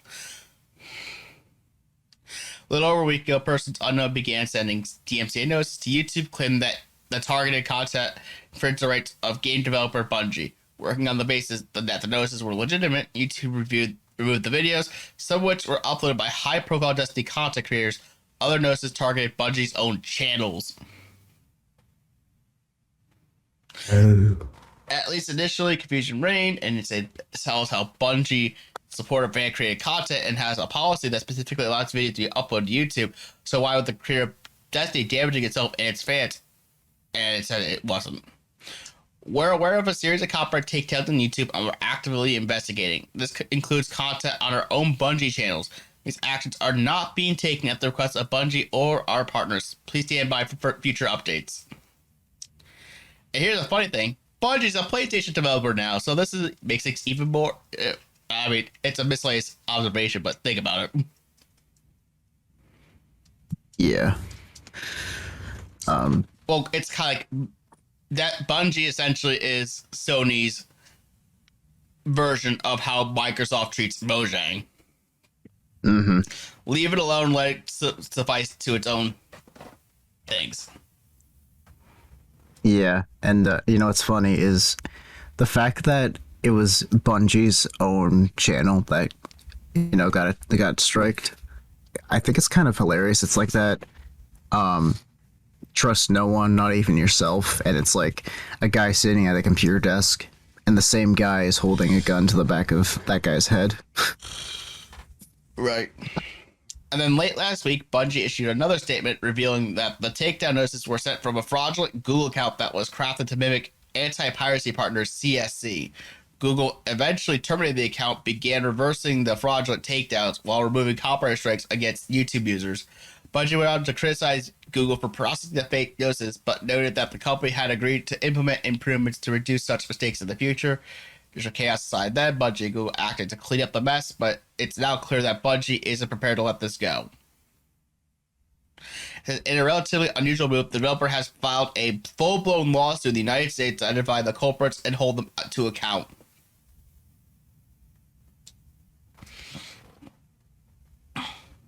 Since late Friday, Bungie filed a lawsuit in Washington court against John Doe's 1-10, the currently anonymous senders of the fraudulent DMCA notices. The 29-page complaint begins with allegations of abuse notices sent under the DMCA and then lists 5 additional causes of action, including trademark abuse and violations of consumer protection law.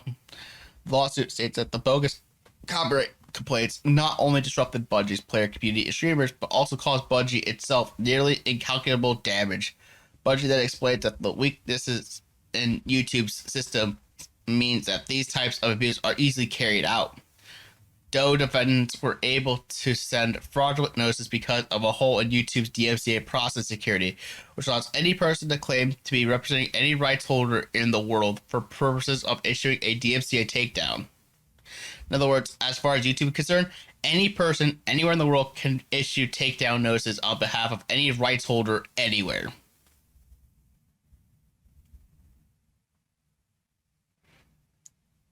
Yeah. So, I mean, this stuff happens all the time, and like, no offense, but I feel like YouTube doesn't, like, they know that it's an issue, but they're treating it like it's not that bad. Like, I don't know, it just feels, and it's really easy to do this, Like if you like, and the thing is that most of YouTube is run by, AI. It's run by AI created to, do what, other employees could do. And it's like, but this AI doesn't really understand what context is. That's the difference between a human and an AI. At least nowadays, is it doesn't understand what context is. You have to apply that context and make sure it understands that. And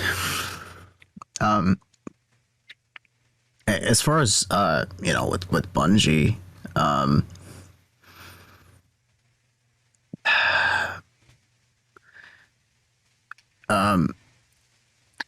they they literally got caught up in this. They understand now what a lot of YouTubers have to deal with.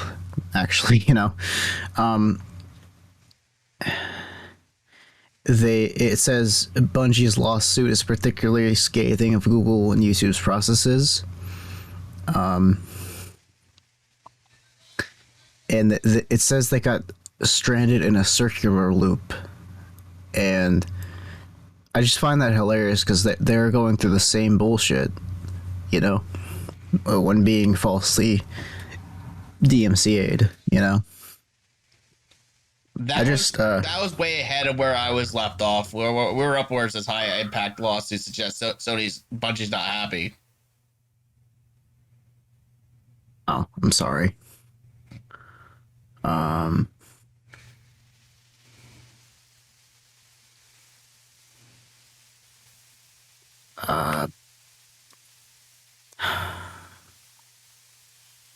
Are we? I was telling you, if you scroll up toward the top, it's the section says high impact lawsuit suggests Bungie is not happy. Yeah. That's where we are. I'm sorry. Just this. All right. Well, I mean, I'm sorry for keeping it kind of rigid, but I think it jumped a little far ahead. But I just want to get through. Yeah, I understand.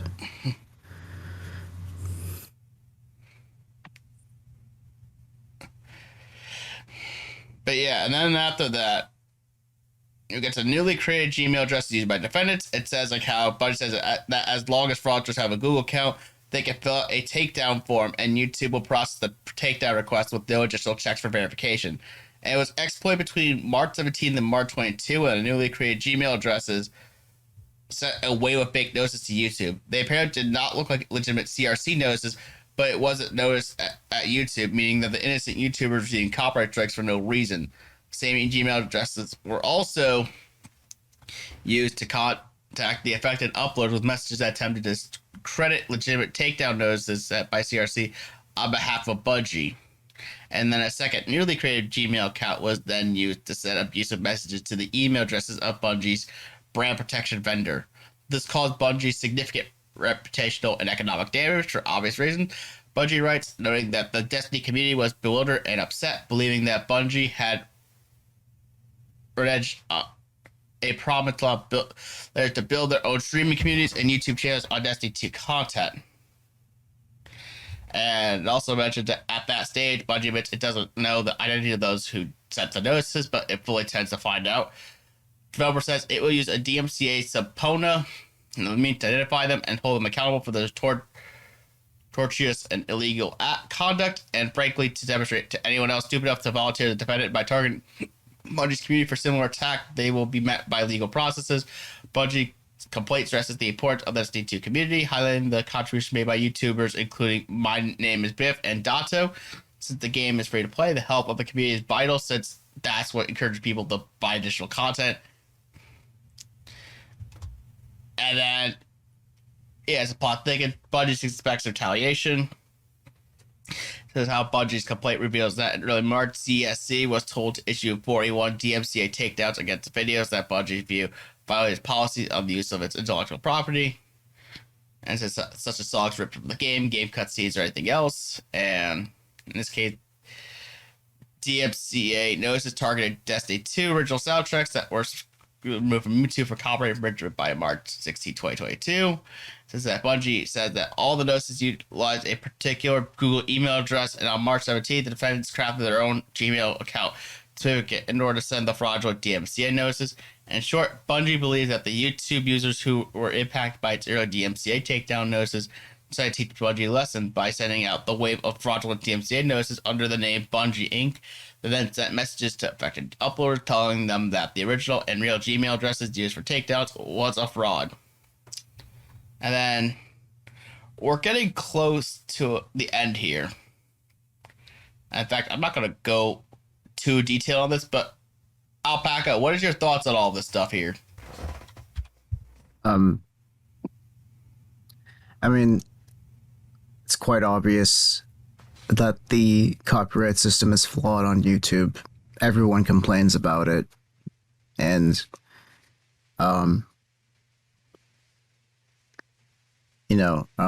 Bungie here had to deal with it firsthand, So, it's almost hilarious. But I don't know. I don't really want to speak too much on it. It's just the copyright system on YouTube is obviously flawed, and anyone can, in a sense, pull this, whether it's legitimate or not, considering YouTube is a lot of it is very automated. Mm-hmm. So it's quite easy to just say that, I am Bungie and Deep Stone Lullaby. I own this and I'm gonna strike you now. Yeah, it just makes it very easy to do that sort of stuff and ruin the career for a YouTuber, or at least the hobby. Right. Especially when the game developer itself was priding itself on the ability to make content, it becomes evident that this sort of stuff really sucks, and it shows that YouTube's system does need to get fixed. Hopefully this lawsuit does actually go through. It can make a lasting impact on, say, YouTube, for instance. I would hope so, because I know we talked about before in one of the earlier episodes how YouTube, like Google sent out like a public thing. It's like a analytics or something of how their system was used, and most of it was legitimate and illegal and stuff. But when this sort of stuff happens, it's quite damning that it's not really working, Right. And now it's attracting the attention of an offset of Sony, who Sony is a pretty big company. Bungie's a pretty big company, Mm-hmm. They're literally smelling the smoke in the air this time. Hey, I mean, at least I'm not getting copyright stricken over...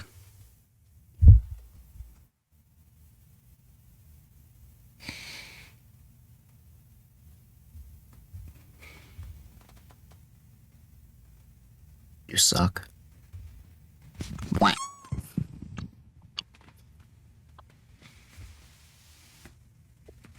I mean,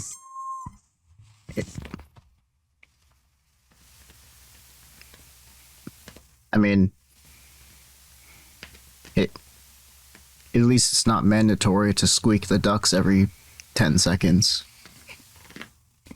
1, 2, 3, 4, 5. I'm gonna walk out right now. Literally, just like, fucking goodbye. 1, 2, 3, 8, 9. I'm gonna walk out. Fuck a duck. Wah. They need to make like a rubber duck. I'm literally the shape of a rubber duck. Alright, we got the battleship ready.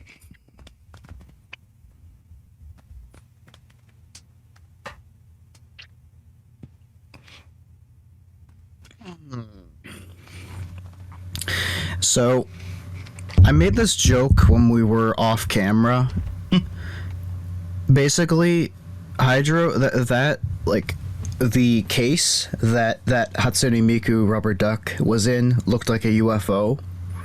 And basically, I said, an army of rubber ducks and their allies, Baby Metal, along with air support provided by Hatsune Miku duck. And now they have support. They have amphibious assault support. Like, what the fuck now? With that rubber duck thing. It's literally that picture that you posted in the memes chat with Hatsune Miku on a duck. It's like, God fucking damn it.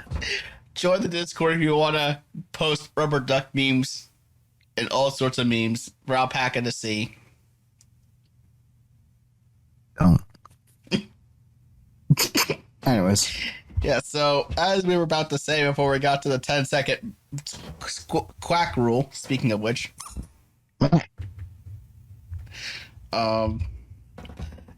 so pretty much Activision Blizzard is confirmed the vaccine mandate is over, but the employees are going to walk out on April 4th, which by the time this is recorded will have already happened.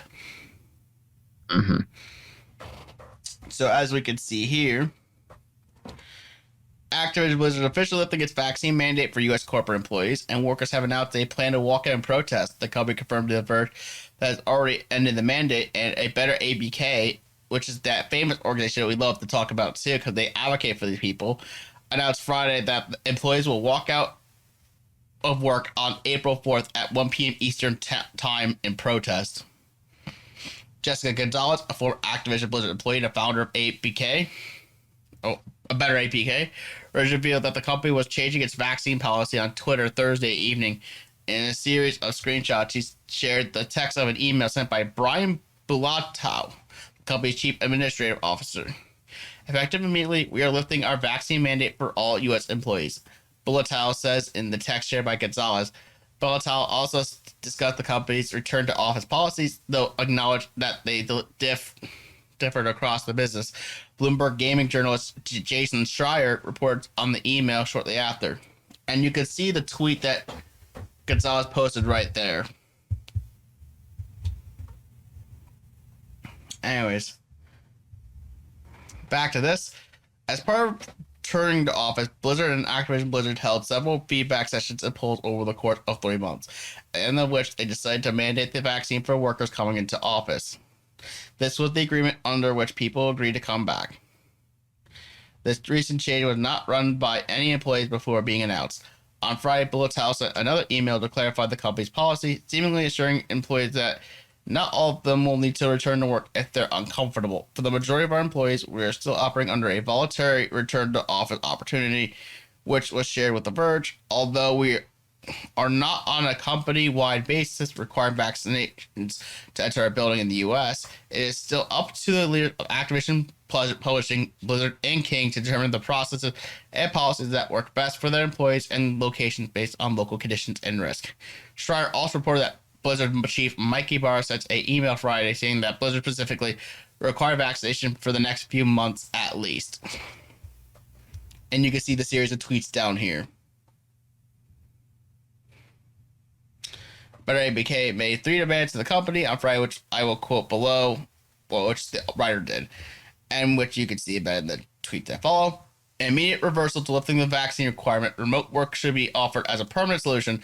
This should work remote or in office should be made by each individual employee. Following Activision Blizzard's clarifications, the group retweeted a Blizzard employee, but has so far not posted its own response. And just a lot of stuff here, but you can see here, like, it's unclear how many workers are expected to walk out. And according to Polygon, a representative for the group did not have an estimated number of participants. Gonzalez didn't reply to a Twitter DM, and a Better ABK Twitter account didn't reply to a tweet asking for clarification. Activision Blizzard didn't immediately reply to a request for comment. Yep, and there's a bunch of other things too. And yeah, what are your thoughts on this issue? The fact that Activision Blizzard employees will protest over the ending of a vaccine mandate. Well, I think it's a healthy exercise of rights, and to protest I mean, I know it's a company that they're protesting against, not like a government, but I think it's okay that they're walking out. If they don't agree on it, that's okay with me. I mean, the way I see it is a little bit more like it's your choice, but I wanted to make an offhand joke about lol, that's how they're gonna get the scumbags back to work. Not naming any names. But anyways, so I'm okay with both sides, but I also understand why it would be a bit of an issue, Right. Like, here's my stance is that I encourage vaccination, like, at all costs.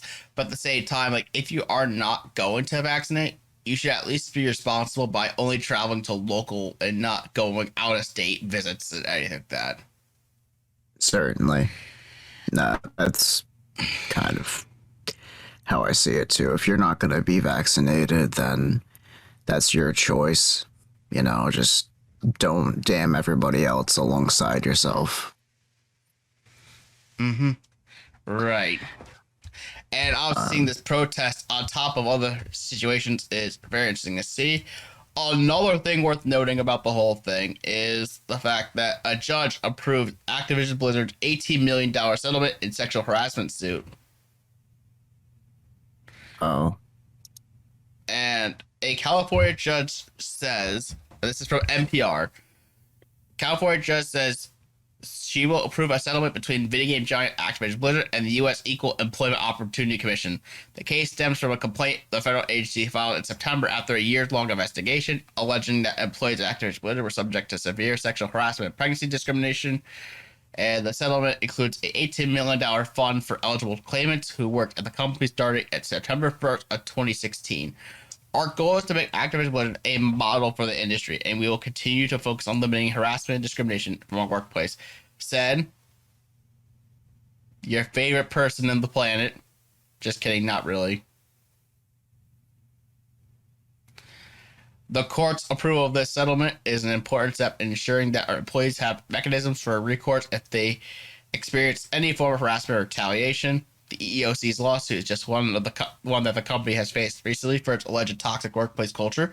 The California Department of Fair Employment and Housing is also suing the company for equal pay violations, sexual discrimination, sexual harassment. And according to paperwork filed with the court, the DFEH had tried to move to intervene in the case, but was denied by the judge. Claimants who apply to receive money from the EEOC settlement waive any rights to any monetary relief provided by the DFEH lawsuit. The company is also facing an investigation by the Securities and Exchange Commission over handling of sexual harassment and discrimination allegations. So, whew. Yeah. All set to talk about this. Yeah, you could talk about your thoughts on this. All of that. Okay. So I love money. Money's great. It really stops all the worries, financially anyway. But is $18 million going to settle being treated like an object? Or is it going to settle being worried that, that your fears will come true, or having trauma or post-traumatic stress over being followed by somebody who might want to take advantage of you. Right. Does $18 million pay that off for somebody who really knows what that feeling is like, who's experienced it? And that's a portion. You get a portion of that. If they switch this to 18 billion, maybe. I don't know.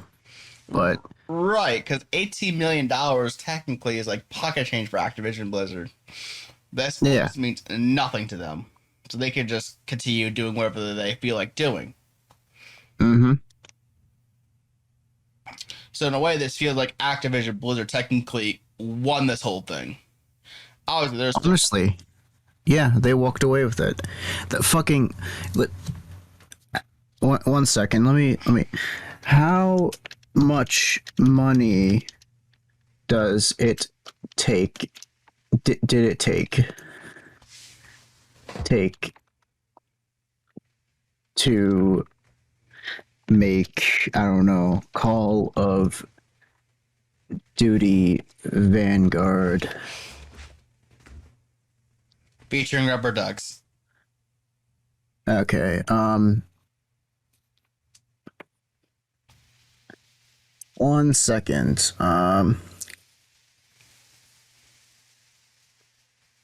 Doesn't fucking say, but let me look at how much money has every Call of Duty game made. So, Call of Duty Modern Warfare 3 has made 1.25 billion in sales.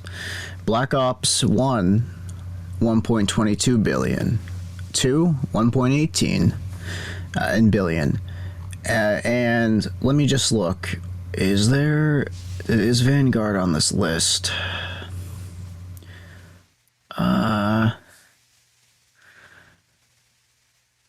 Okay, so it was 18 million, right? Okay, so Call of Duty World at War Zombies. So I think that was like an iOS like release. Let me look it up. But if not, and that's not even considering the free-to-play Call of Duty mobile game that's out there too. Yeah. Now, yeah, it was an iPhone exclusive like port for the zombies mode. That made $25 million in total revenue. $25 million. And this fucking lawsuit is 18 million. So if a fucking shitty mobile port to the iPhone can make more money than what this lawsuit cost, then they're just fucking walking away. Like, they fucking won this. Even though they lost it, even though they lost the small little battle, they fucking won the war because they just walked away. Like, okay, so Call of Duty Modern Warfare 3 Defiance, that's like, I think that was the Nintendo DS port of Modern Warfare 3. Yeah, it was a Nintendo DS. That made $10,800,000 approximately in total revenue. And that was a fucking terrible DS game. I played it myself. I fucking played that game. And I mean, it was okay actually, but I played that in my spare time, and that made just under, like, that made $8 million, like about like $7 million, $200,000 less than this lawsuit. So if they just released a bunch of, I don't know, Nintendo Switch like great value versions on the Switch of like Vanguard and Cold War. They just made up the entire budget that they spent on this, and what they got back was probably 3 times for terrible ports on an inferior console. Not saying the Switch is inferior, but it's definitely not as powerful as a PlayStation 5 or Series X. All I'm fucking saying is that they walked away. If this said billion, I would eat my fucking hat, and I don't even have a hat on. But I don't know. This does not fucking scream Activision lost. Did you do this, Rubber Duck? Did you cause this whole mess? Answer the question to the audience. So, once again, I'm just gonna ask you: does 18 million cover the trauma, the fear, that like all the bullshit that these people have gone through because of what has happened behind the closed doors at this company? I mean, and you only get a fraction of it. I mean, the lifetime experience, definitely not. I mean, yeah, they're getting compensated, but how much is each person getting relatively to each for those affected? Yeah. And this doesn't cover before September 1st, 2016. So if you worked there and you got harassed before that date and you quit before that date, you get nothing. Only tears and sorrow.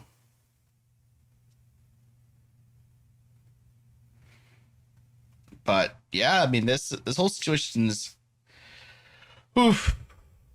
On one hand, they settled the case, and the other hand, it's just Activision Blizzard walking away clean. Yeah. But on the other hand, though, speaking of law, there are also senators that are pushing for the FTC to review Microsoft and Activision's deal.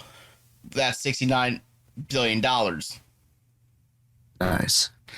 And so we have 4 United States senators have called on the Federal Trade Commission Chairwoman Lena Khan to investigate Microsoft's $68.7 billion deal to acquire Activision Blizzard. And the senators that are involved with this are Elizabeth Warren, Bernie Sanders, Sheldon Whitehouse, and Cory Booker. And the FTC typically is more, stricter than the Department of Justice when it comes to acquisition deal. And then what these 4 senators are hoping for is that the FCC should oppose the deal if it finds the transactions likely to enhance monopsony power and worsen the negotiated position between workers and parties.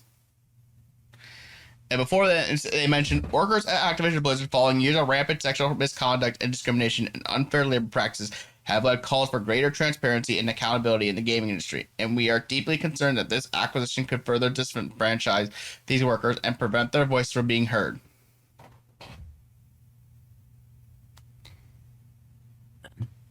Yeah, and all this stuff is just filler stuff, but yeah. So here's your question. Should the FTC decline this offer? I mean, what is it? So this is interesting. They had the sub headline, or whatever you call it. It says senators say both companies have a poor history of worker treatment. Now, we've made it a point to always talk about, ActiBliz, but Microsoft? Where is this coming from? I want to know. I'm not entirely sure. I mean, for what I've heard, I was also watching a video on Dreamcast Guide. They're saying, as far as I've heard, Microsoft's a great company to work for. But interesting. But if they view this company as a poor history of working treatment for both companies, then obviously I'd rather have the lesser two evils take the company than leaving it as is. Yeah. Because either, where are they pulling this from, honestly? And I mean, that's also the truth. I'd rather have them take care of the entirety of Activision, Blizzard, and King than, things still go about. Down here, it has, what is this? They have the Senate letter. And give me 1 second. Let me just skim through it, because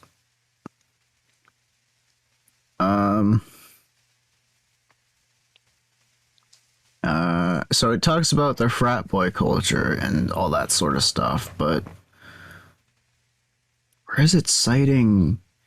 I think that's a miscommunication. Yeah, like I mean, comparatively, I mean, even if you look at Microsoft worker mismanagement, it mentions like it seems relatively minor in comparison to what Activision Blizzard is. Like, I think like Microsoft's minor issue is just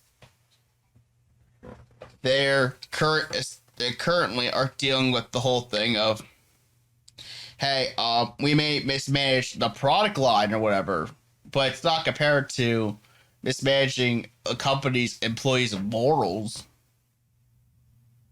Yeah.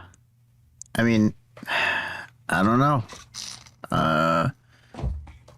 It's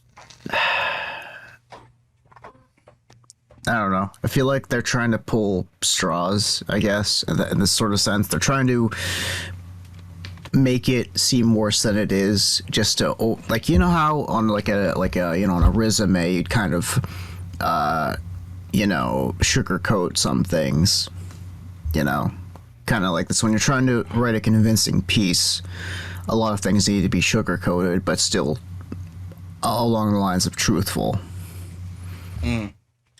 So, yeah, maybe that sub headline, might. It's just a little bit bold to say both companies have a poor history of worker treatment, but I don't know.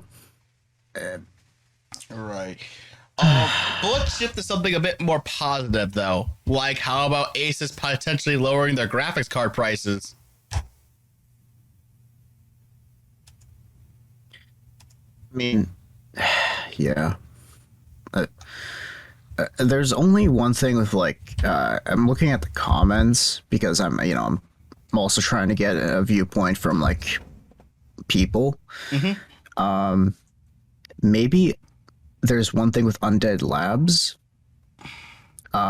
Because of State of Decay, I guess they weren't, that studio was not doing great, I guess. Or like how Halo Infinite's development has been entirely mismanaged, but that's not comparable to like having rampant sexual harassment culture within the entire company. Yeah. I mean, if you pick between crunch and mismanagement or sexual harassment, which is worse? I'd rather take the company that does crunch over the company that does sexual harassment. Yeah. And the unfortunate thing, too, is that crunch is also almost a mainstay in almost a lot of industries. Yeah, when I think of crunch, I think of every other studio. Like, remember Red Dead 2? 100-hour work weeks? Mm-hmm. With Rockstar, it's kind of a thing. It happens all the time. People get sidetracked. People don't really realize how valuable their time is for, But yeah, let's move on to something more optimistic towards the Asus lowering prices of graphics cards. Okay. Before that, also, I just noticed Elizabeth Warren, didn't she also make that thing about like she wants but before we go to that, she's also the same. She's also the same person that wanted that 5 billion and under for like. Yes, that's probably why she's signing this for PAMA. Yeah, we can head on to this. I just remember that I was like, Yeah. Anyway, it's back to something more optimistic. Yes, something really optimistic. I saw it 150 for a 1650 non-super. Yeah. Still a terrible graphics card for gaming, though. Yeah, so talk about this. So this is what this. So according to the writer of this article, who is Dave James. Duck James. Dave James. Did I hear that wrong? Oh, David. okay. I mean, although Duck James would be pretty funny too. Yeah, I hope that their Twitter handle isn't, No. It looks like the quartering. Sorry. Anyways, they said this is what we've been waiting for. Actual manufacturers manually dropping price of the graphic card. They've noticed recently that GPU stock levels have been getting back to healthy levels across a swath of different cards, but though prices have been dropping, they're still a bit high. But with Asus confirming to us that it is reducing MSRP aggressively, it means that the actual retail pricing can now follow suit, hopefully soon. It's not in the cards nobody wants either, such as the RX 6500 XT, which has remained at or even below MSRP for much of life. We're now seeing pricing coming down across a host of different GPUs. Asus have been dropping pricing across all SKUs, and if you scroll down, it says it looks like Asus is looking to jump first as GPU pricing inevitably drops with an increase in supply obviously out there, and demand is still sky high for graphics cards. Manufacturers go to have start putting work if they want to use to buy their cards. And when pricing is still punitive elsewhere, the first to actually drop its GPU pricing will see the lion's share of users buying its cards over the competition.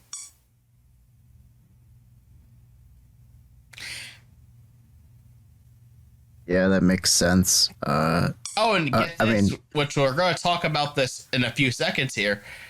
There are reports that the next big GPU to launch, the GeForce RTX 3090 Ti, has had a significant price cut compared to where it would have been positioned had it launched back in January as expected. Which we're going to get to that soon. But what do you think? Yeah. But what do you think of the fact that we're seeing Asus dropping prices of GPUs?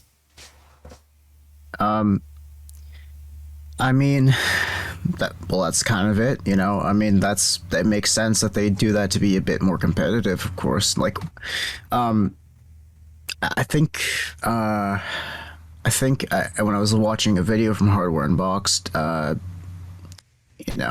Tim from that YouTube channel, he mentioned how, if you see a let's just look at GPUs for a second.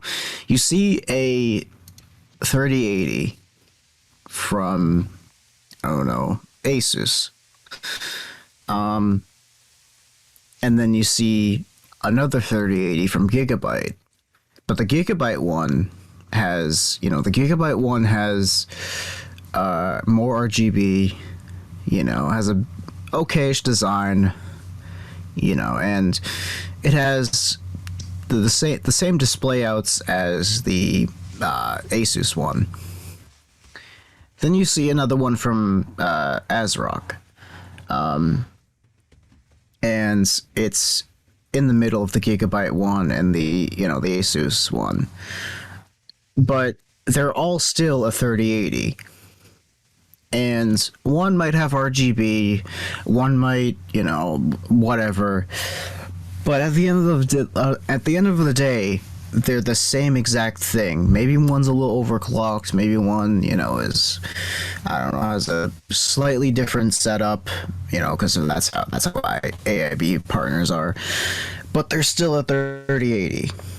Obviously, you're gonna pick the Asus one because it's the cheapest. and it's gonna do the same exact thing that the one next to it and the one, that's $200 or $300 or $400 more ahead of it.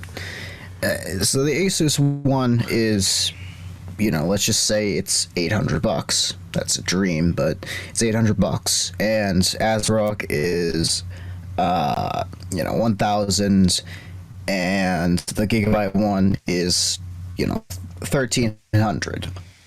But the only difference between the Gigabyte one and the Asus one is the Gigabyte one looks cool, and the ASRock one is, I don't know, slightly overclocked at the factory, so you don't have to worry about warranty stuff.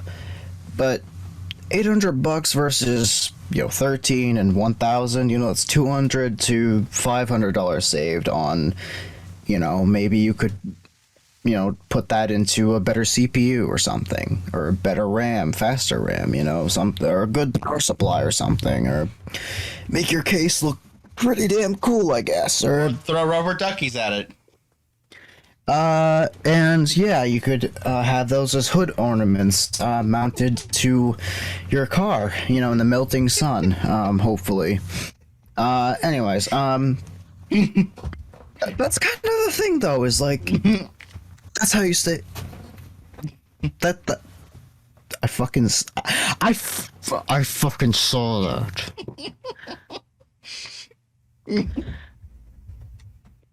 But anyways, stop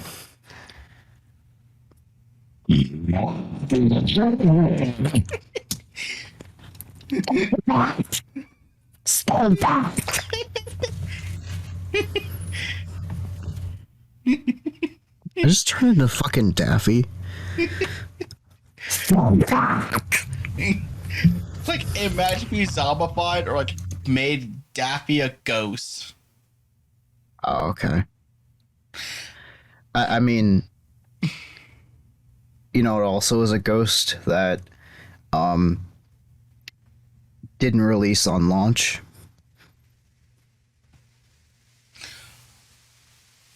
I mean, yeah, we could definitely talk about the fact that we now know the pricing and release date of the Nvidia RTX 3090 card. Yes, the RTX 3090 Ti. Woo! Yeah, hey, we called it the Ti all this time, but hey, let's make you think that it's great. You know how titanium is Ti in the the periodic table. The same one behind Hydrowave above his TV, except not really. I don't think. Now it's the RTX 3090 Titanium, the Titan. Except not really, because it's, I don't know. It's like it's good, but it's not for gamers. It's like 14% better than the 3090, which might seem like a lot, but what the fuck are you doing? Like running Cyberpunk at 8K? Even then, I don't think the 3090 Ti can do 8K still. It might say it does, but sometimes it falls short. As far as the benchmarks I've seen. Anyways. Yeah, let's take a look here. So, essentially, the RTX 3090 Ti is going to feature a record-breaking 10,752 CUDA cores, boasts 78 RT T-flops, 40 shader T-flops, and 320 tensor T-flops of power, all with 24 gigabytes of the fastest 21 gigabytes per second GDDR6X memory. And like you said, the benchmarks are questionable, but they say that game is up to 60% faster than the RTX 2080 Ti. Wow, I said it that way too. Way to go. And 55% faster than the Titan RTX. And go ahead, sorry. And exactly like you said, the GeForce RTX 3090 Ti is for most ambitious users, those building research systems for data science and AI, or processing large data sets, and those making massive products and creative applications. Or maybe you're a developer or CG animator working with detailed models, super high resolution textures, and massive sets. Looking at you, Hydro. Woo! Where's Epic Stick Adventure? Yeah, I could definitely use that. Yes, certainly. And maybe we'll feature some rubber ducks in the show. I don't know. Maybe. I don't You're know. a fucking... I should have never mentioned it during a GAHCast session, because now you're gonna bring up those rubber ducks. These motherfuckers. No. Anyways, you were saying? If I didn't find that, Hatsune Miku rubber ducks wouldn't have been a meme on the show. Fuck you. And now rubber ducks are the meme of the show. In fact, those baby metal pop figures haven't appeared as much because rubber ducks have stolen the show. Thank you, rubber ducks. You've pick your poison, or actually, basically, I flushed out the poison with more poison. So now, so now I've got these, Now, before I hated the dysentery I had, so I flushed it out with constipation meds, and now I'm constipated. That's how I see it.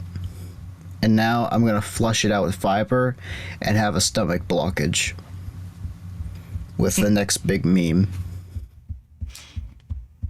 And who knows what the next meme will be out the rubber ducks.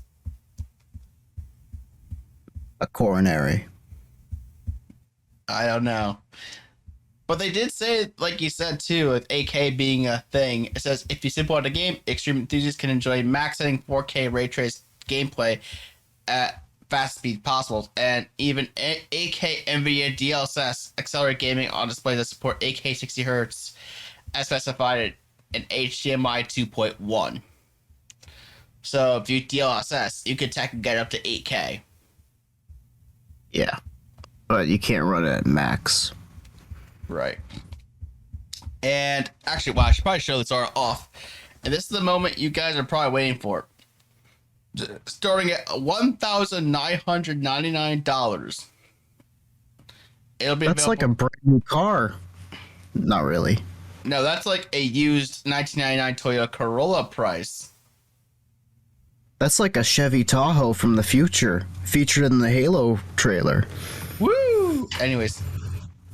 And then it'll be available for purchase from all the providers such as Asus, Colorful, EVGA, Gainward, Galax, Gigabyte, Inno3D, MSI, and everybody else. And if we scroll down here, and then, yeah. Actually, it is arriving today, so technically the 3090 Ti is actually out. Holy shit, I need to go to Newegg then.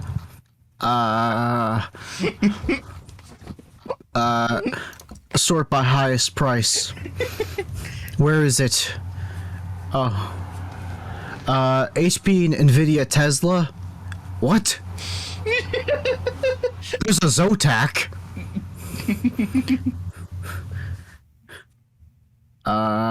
What is this? This is a bundle. No, it's just the fucking 3090s. I see it! Zotac Gaming GeForce RTX 3090 Ti Amp Extreme Hollow 20. Oh my god! Oh my god! Add to cart! Add to cart! I'm broke. Fuck, I forgot. God damn it. They got that. They got a they got a no my where is it? Where is it? I need to filter literally just by tongos. Where is it? There it is. Oh my god, apply. What's the cheapest one I can get? The Zotac one is the cheapest at $2,999.99 plus $10 shipping. $9.99. Not a good also, time if that's the case, not a good time to buy this graphic card right now if you're looking for MSRP. No, actually, that's like $100. But one thing we never get to mention, because they don't really show the actual image of it. They kind of do. This card is thick. This card is almost 4 PCI slots. So it's 3.75, and the EVGA one, apparently, they come with this like little hook that you hook on the graphics card and hook at the top of your case to support how fucking heavy it is. The bracket, the PCI bracket, is it reinforced? A little like crane that you hang it on, and holy shit, it's so thick. It's like a really old, like it's like one of those old like 4-slot ones that had like a bunch of fans on it before, when they didn't know how to cram so much power. But yeah, that's one thing that I ran into when I was like looking this up, and I was like, God, that's massive. So pretty much you can only install one into your system, and it only fit in micro ATX mid towers and above. And if you fit it into like a mini ITX, you're a fucking god. Yeah. Anyways,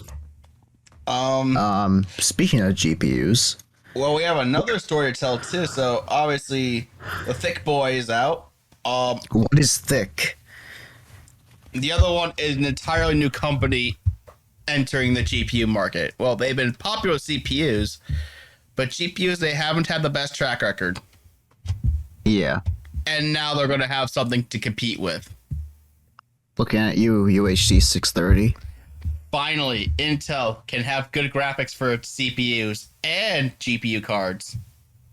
Oh yes, and finally I can run GTA 5 at 60 FPS on integrated graphics. Woo! Thank you, Iris. Yeah, so let's take a look here. So we're going to start off with the main details here, and that is the fact that Intel detailed its first Arc A series GPUs for laptops.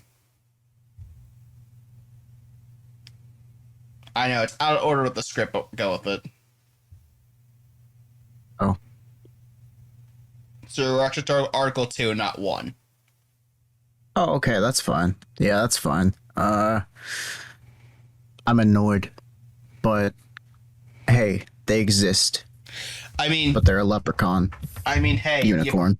You pick what's more annoying: rubber duck or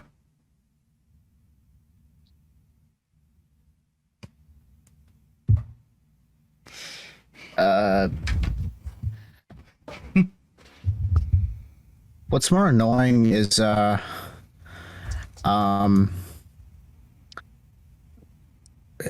what's more annoying is being harassed by a goose. You ever piss off a goose and it just like harasses you?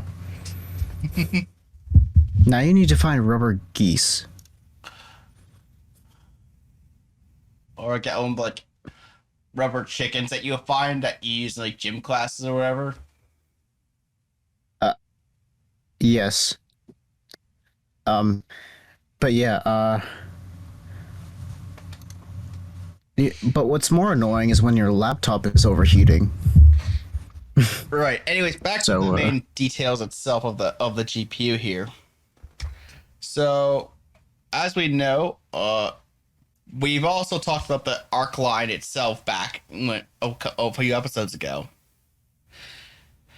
And the first batch of A-series GPUs are lower power cards intended mainly for ultra portables and thin and light notebooks. The company's graphic card will be used in name scheme similar to its CPU to help differentiate between its various performance tiers. And if we look here, this is an image of the, A-series. This is the laptop built chips, so keep that in mind. And across the entire family of ARC GPUs, Intel graphics cards is based on 4 main pillars: Xe cores, Xe media engine, Xe display engine, and Xe graphics pipeline. All ARC cards will also have the same basic feature set, including support for DirectX 12 with Ultimate, ray tracing, Xe super sampling, AV1 hardware acceleration, and more. So you can see that Intel is even trying to make their own version of DLSS and Fidelity FX. So the ARC's Xe cores are based on Intel's Xe8 high graphics performance microarchitecture, with each one featuring 16 256-bit vector engines, 16 1024-bit matrix engines, and 192 kilobytes of shared memory.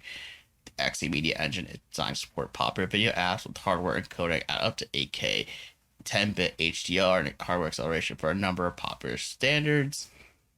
Meanwhile, the Xe display engine was built to handle video output for up to 8K displays at 60 Hz simultaneously, 4K displays running at 120 Hz, or a single 1440p screen at 360 Hz. And you could see down here like the differentiations.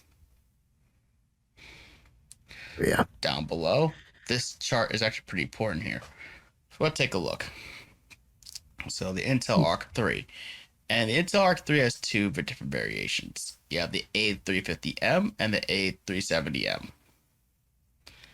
And so for the A350M, there is 6 Xe cores, 6 ray tracing units, and 1,500 megahertz graphics clock, 4 gigabytes of GDDR6 memory, 64-bit memory bus, and a graphics power 2535 watts.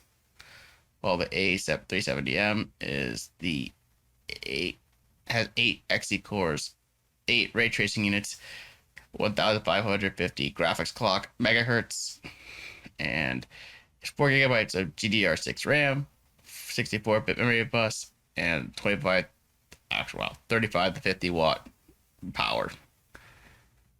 And supposedly these cards are supposed to be targeting 1080p gaming at 60 frames per second to 90 frames per second. And if we look at the Arc 5, which only has one, that the A550M has 16 Xe cores, 16 ray tracing units, 900 megahertz graphics clock, 8 gigabytes, 128-bit memory bus, and 60 to 80 watts of graphics power. And it says here, I guess it doesn't mention anything specific about that card. No, it doesn't mention anything specific, but you can assure that this is actually more powerful than the Arc 3. Of course. Then the Intel Arc 7 has also, like the Arc 3, has two different variations. The Xe has there's A730M and the A770M, with the A730M having 24 Xe cores, 24 ray tracing units, 1,100 megahertz graphics clock, 12 gigabytes of GDDR6 memory, 192-bit memory bus width, and 80 to 120 watt of graphics power. While the A770M has 32 Xe cores, 32 megahertz of graphic clock. It has 16 gigabytes of GDDR6 memory, 256-bit memory bus width, and a 120 to 150 watt graphics power. Again, as we can see here, you can see here how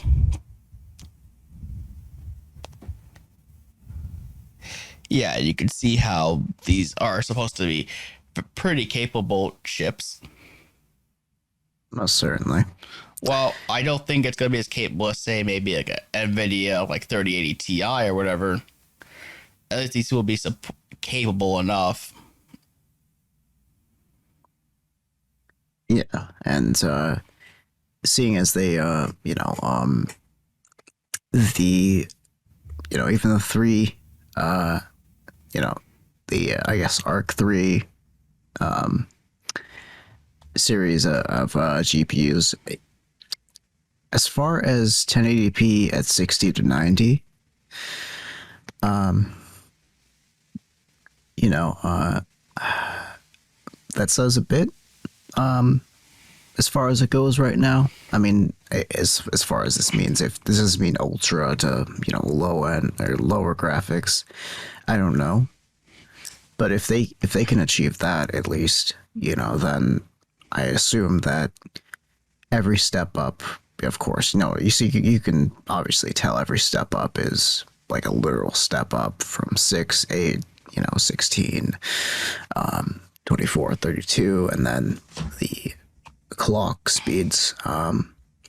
Actually, why is the 5 a bit lower than the? That's weird. But you can tell as they go higher up, of course, they do consume more watts. So obviously, if there is a chance with a laptop, it might throttle unless you have good ventilation. But I mean, they're looking promising. Like you said, they might not reach 3080 Ti levels, of course. I mean, they're laptop GPUs. They're not meant to put out so much power that they, burn themselves out or release throttle. But I mean, these are capable, definitely. If you can't, if you don't want to go through with, if the shortage lasts a little longer, of course, you don't want to go through all the hassle of waiting for stuff to personally, I'm excited because it just means more graphics cards out there, and I can't wait for Lovelace and Ada GPUs and for the next gen, the 4000 and 7000 series for AMD and Nvidia respectively, as well as these new Intel graphics. I feel like they'd hopefully get us out of this like literal drought of GPUs.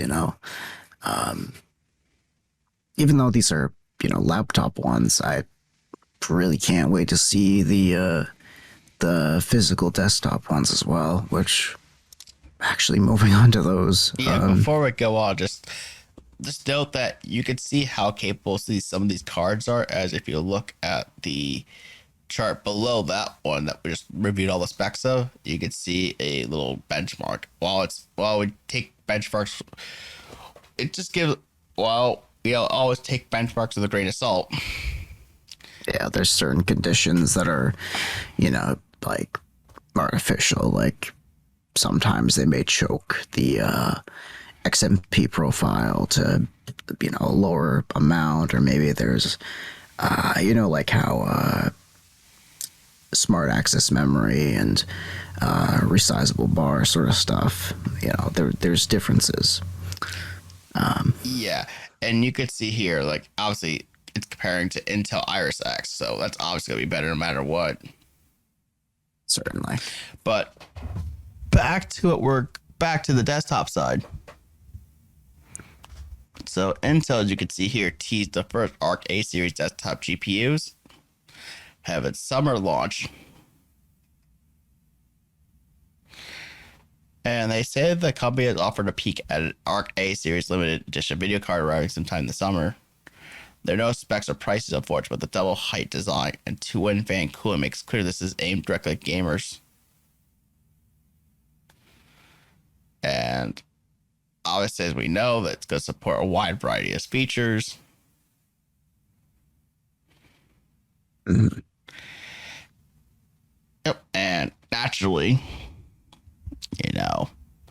I mean, who knows how this will do? I mean, I have a feeling, honestly, judging from what's going on, I mean, especially if there is rumored, Nvidia cards and AMD cards coming up, these cards will probably fall behind at first,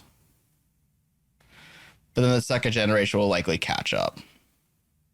Oh, certainly. It'll be like the the 5000 versus 6000 series with AMD and ray tracing. I mean, even still then, ray tracing is still a bit less effective on AMD cards, but as of right now, Nvidia with the RTX, there is no ray tracing capability on the 5000 series for AMD, but the 6000 series started to enable that and made it, it's a thing you can do, but it's not really competent at it. Versus Nvidia, where RTX 2000 series was pretty all right, and then 3000 series is when it started to step up, so you could actually have that around.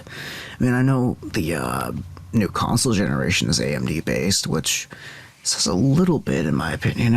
Maybe they threw in a little bit of the ray tracing elements into the APUs instead of the dedicated graphics that we have nowadays, and maybe the 7000 series is going to show off what they've been hiding in the PlayStation 5 and Series X. But I don't know. Wouldn't it be funny if, like, in the Gen 10 consoles, we get to a point in which one of the companies like Sony or Microsoft pivot to Intel for graphics and CPU? Yeah, I think we were actually talking about that before, off mic, off camera, because we were talking about how the Xbox, the original Xbox, how it kind of, it was an Intel and Nvidia, like a collaboration almost. And it'd be kind of interesting to see an all Intel based sort of console for the next generation. Or maybe if they make an Xbox Series, I don't know, Z for, an upgrade down the line, how is Xbox One X, sort of thing like that, maybe. Right. I was gonna say, if it's gonna be an iterative console, like going from an Xbox, like Series X to Xbox Series X Plus, I don't think they would switch GPU manufacturers then. That would be a Gen 10 thing. Yeah, maybe. That makes a bit more sense though. Yeah. But I'm just saying, I think it would be almost kind of funny. What if these new Intel GPUs might actually be okay and like be near the performance of Nvidia or the higher end, who knows? I mean, I doubt it, but wouldn't that be nice? That would be pretty cool, but then again, I don't know what they'd cost then. Actual competition in the GPU market? Oh, that'd be amazing. Yes. Now we should have to have Nvidia make computer CPUs, and then we're set. Oh my god! But I mean, you can kind of already get that with ARM, but not really, because Nvidia fell through. Never mind. I was about to make a joke, but it never came to fruition. Oh, the ARM thing? Yeah. I mean, they technically make the Tegra line of CPUs, but I'm talking about like a actual like desktop CPU, not like ARM based. Yeah. An actual x86 processor that you could use on your computers. If Nvidia hopped on that market too, then we could have an actual three-way for CPUs and then three-way for GPUs, and you incite more competition. Yeah.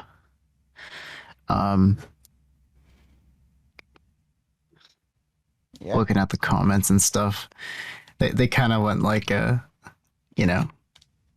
going to delay you. Nya, nya, nya. I thought that was kind of funny, almost like, I don't know. And then there's this guy's like, the English language is a hodgepodge. Anyways, it don't matter. Yeah, let's move on to the next topic, which is the fact that we got a date for Microsoft Build 2022. Oh yeah.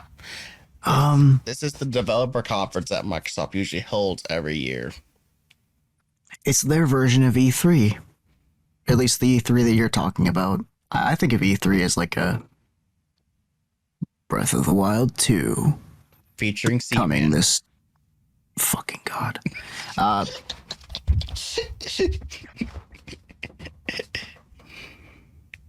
So yeah, this is a developer conference that details, like different tech and developer innovations and all this other stuff, like technical questions related to Microsoft products. That's what this conference is. It's going to be from May 24th to May 26th. Okay. So that's all I have to say about that. I mean, this will be good for developers, obviously. Oh yeah. Yeah. I mean, I don't really have anything else to say as well because, like, I already showed that I don't like E3. So, anyway, sorry. However, we do have another major topic to go through real quick. Oh yes, this one. This one's scary because we're on Discord right now. Mm-hmm. And I almost made a Facebook account. I mean, you can't have a rubber duck. No, that will be my Facebook profile pic. It's just whack. Anyways, so Apple, Facebook, and Discord reportedly gave user data to hackers posing as law enforcement. And you could see down here that Apple, Facebook, and Discord turned over user data to hackers posing as law enforcement officials, according to Bloomberg. The demands, which were forged to look like authentic legal requests, reported came from legitimate email accounts that had been compromised.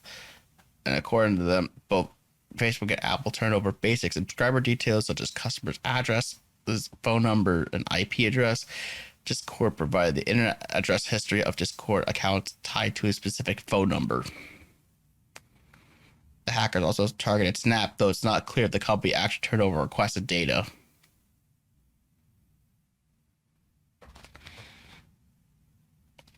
It says, as Bloomberg points out, it's not uncommon for companies like Apple and Facebook to turn over data to law enforcement, and these companies have dedicated teams to respond to such requests. Typically, these requests are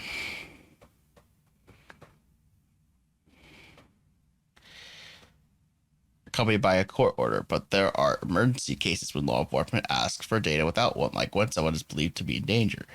In this case, the hackers employed the tactic in order to access personal information about specific targets in order to facilitate financial fraud schemes. As a Meta spokesperson, Andy Stone, said that the company has safeguards in place to verify legal requests and detect abuse. And Apple also pointed out the company guidelines saying they have policies to verify legitimacy of requests for user data, but these safeguards can fall short if the requests appear to be from emails associated with legitimate law enforcement agencies, at Discord told Krebs. It says, we can confirm that Discord received requests from a legitimate law enforcement domain and comply with the requests in accordance with their policies. We verify these requests by checking that they come from a legitimate source and did so in this instance. Our verification process confirmed the law enforcement account itself was legitimate. We later learned that it had been compromised by a malicious actor. We have since conducted an investigation into this illegal activity and notified law enforcement of the compromised email account. And they say, interestingly, security researchers have reportedly tied some of the people involved in the scheme to another high-profile hacking group that we talked about last episode, Lapsus.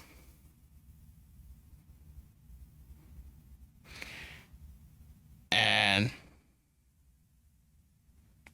yeah, so what do you think of all this? So, I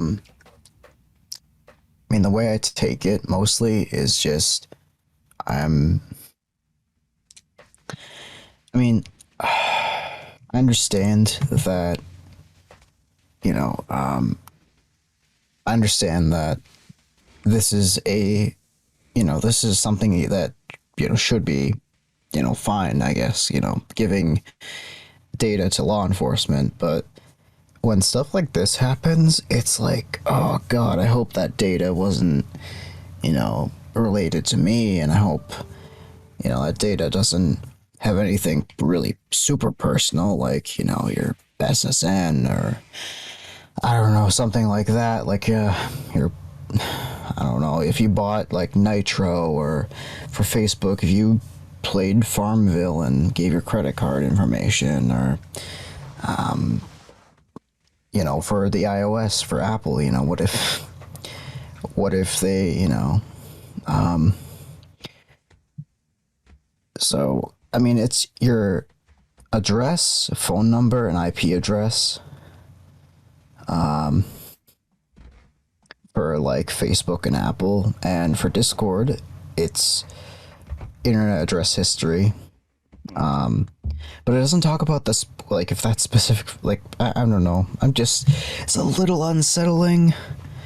I would just hope that there's, I don't know.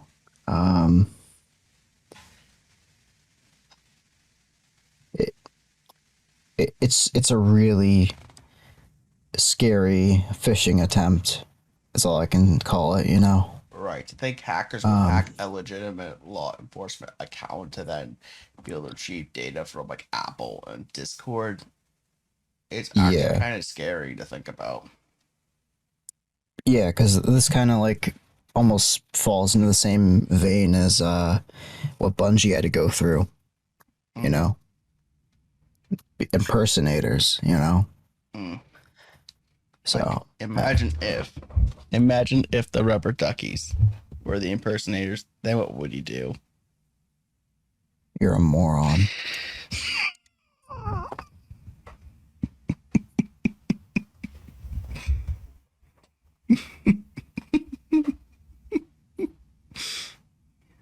Yeah. All right. And then we're getting to the last stretch here, but Oh yeah. our next topic involves FedEx partnering up with another company to do autonomous drone cargo delivery. So this is posted on March 30th. It says FedEx Express, a subsidiary of FedEx Corp and the world's largest transportation company, teamed up with California Bay Area-based Elroy Air, the company building the first end-to-end autonomous vertical takeoff and landing aerial cargo system as a first of its kind agreement in the U.S. FedEx Express will develop plans to test Elroy's Air Chaparral autonomous air cargo system within the company's middle-mile logistics operations, moving shipments between sortation locations. This is the latest initiative from FedEx in its effort to explore and adopt emerging technologies across its networks. And you can see a bunch of PR speak down below. Actually, I'll have to show the article. That would help for a few seconds here. But yeah, I mean, think of it this way.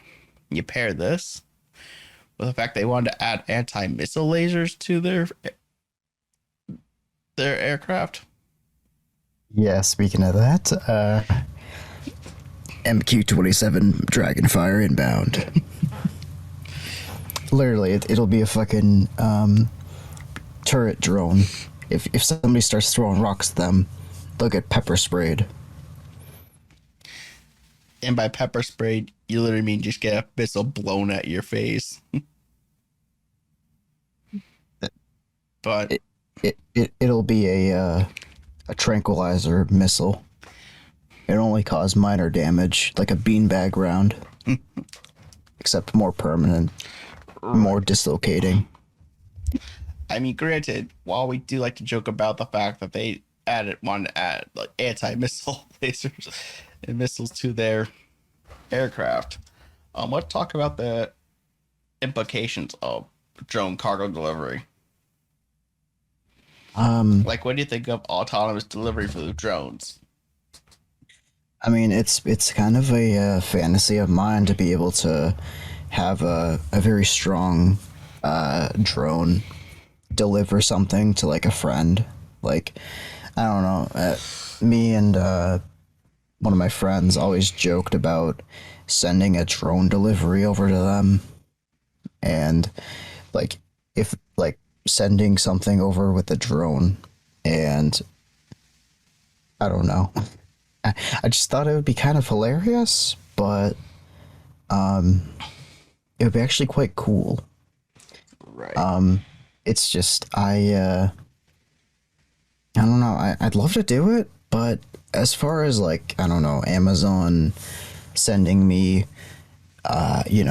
get it day one sort of things, like they like an Amazon drone flies from like I don't know Oregon to Minnesota, and I get a Red Bull from that, or I get like I don't know a non-branded drink, an Amazon Basics drink. Right. I mean, technically, if I wanted to, if I had drone delivery, I could have a drone pick up a box with these rubber ducks and ship it to your address by a drone across the country. Well, technically, both New Englanders, but still. Fuck you.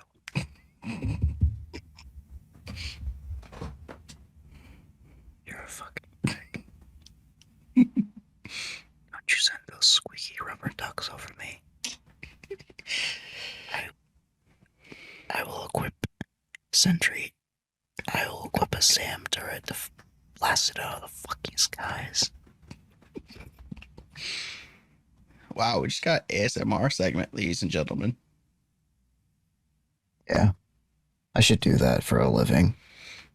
And just know that one day we'll be able to ship rubber ducks by drones to FluufAlpaca's place. I'm gonna go on Amazon and order a SAM turret right now. Alright, SAM turret. Nerf SAM turret? They got Nerf SAM turrets? What the hell? What the fuck? So, for results, I got this, like, truck and this car. It looks like a... I don't know. Looks like a sports car. And then I got the Elgato Stream Deck, Mega Bloks Call of Duty SAM turret, Nature Made SAM-E complete 400 milligram coated tablets, Right. and For Real Snack and Sam, the Bronto, interactive animatronic plush. Oh my Furthermore, I've got like a Nerf Claymore. Wow. I'm gonna order this and then you'll wake up one day and get blasted by Nerf. Looking forward to it. I'll find a way. Just know that you won't be able to add more flag. That there will never be another flag emoji to plant through the text message. Yeah. This I want to fucking talk about because. Give me 1 second. This I really want to talk about because. What the fuck, you lazy bastards. Right. Anyways, you were saying? So yeah. So they're saying that Mode 6.0 submissions opening from April 4th, 2022 to July 31st. Emoji subcommittee members stand with open arms for your future hair pick, conda, and pink heart emoji proposals. That being said, there's one particular type of emoji for which the Unicode consortium will no longer accept proposals. Flag emoji of any category. Flag emoji have always been subject to a special criteria due to their open-ended nature, infrequent use, and burden on implementations. Today, 9 out of 10 are in the top 20 most frequently shared flags. The only outlier is Russia. The addition of other flags and thousands of valid sequences into the Unicode standard has not resulted in wider adoption. They don't stand still, are constantly evolving, and due to the open-ended nature of flags, the addition of one creates exclusivity at the expense of others. And they mentioned, why do flag emojis exist in the first place? Well, the shorter, more technical answer is the country flags use a generative mechanism and were encoded early on for compatibility reasons. Longer answer requires a flashback to the 1990s. KDDI and SoftBank, two Japanese mobile phone carriers, had early emoji sets which included 10 country flags. A possibly apocryphal explanation is that they were used to denote what to grab for dinner. Alas, as Unicode stepped in to create meaningful and interoperability between these carrier-specific encodings, they were presented with the problem. Why should there be 10 countries? Why should these 10 countries have flag emojis when others do not? And you can see some other ideas. I say, why this flag emoji but not that one? So today, the largest emoji category is flags. But did you know that there were over 500 geographically recognized regions that are also valid? And it said these are no subdivision regions and are based on ISO 31662. And first, what does valid mean to the Unicode standard? Well, think of it this way. Today, anyone can make a font of 5,000 emoji flags using sequences. They are valid sequences. They are legit sequences. They will break any platform, any application, or font can implement them. The significant difference here is that valid doesn't mean they are recommended for implementation. And you can see there.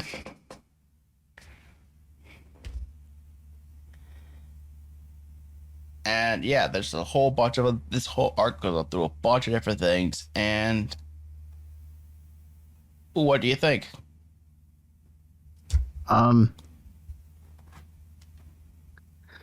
So, I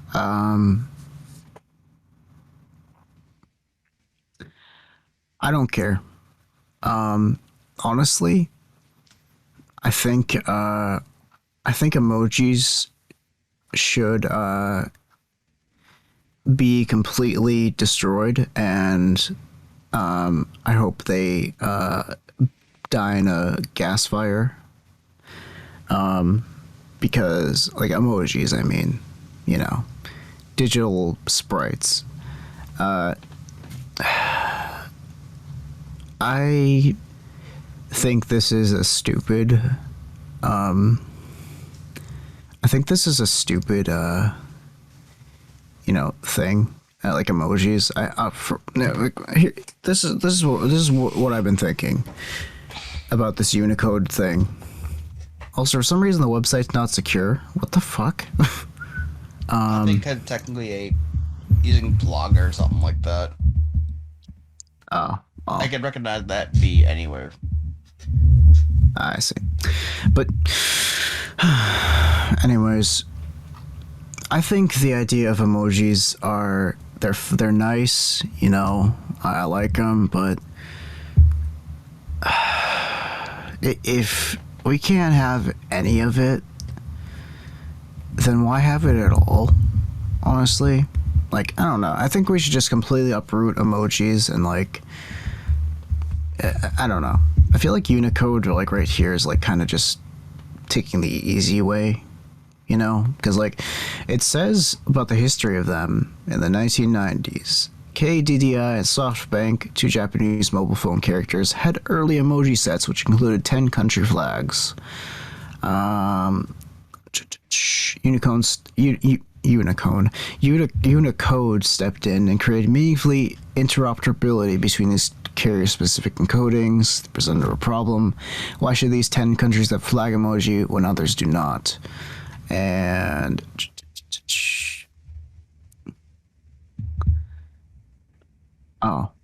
okay. You know what's funny is Windows never supported the flag emoji.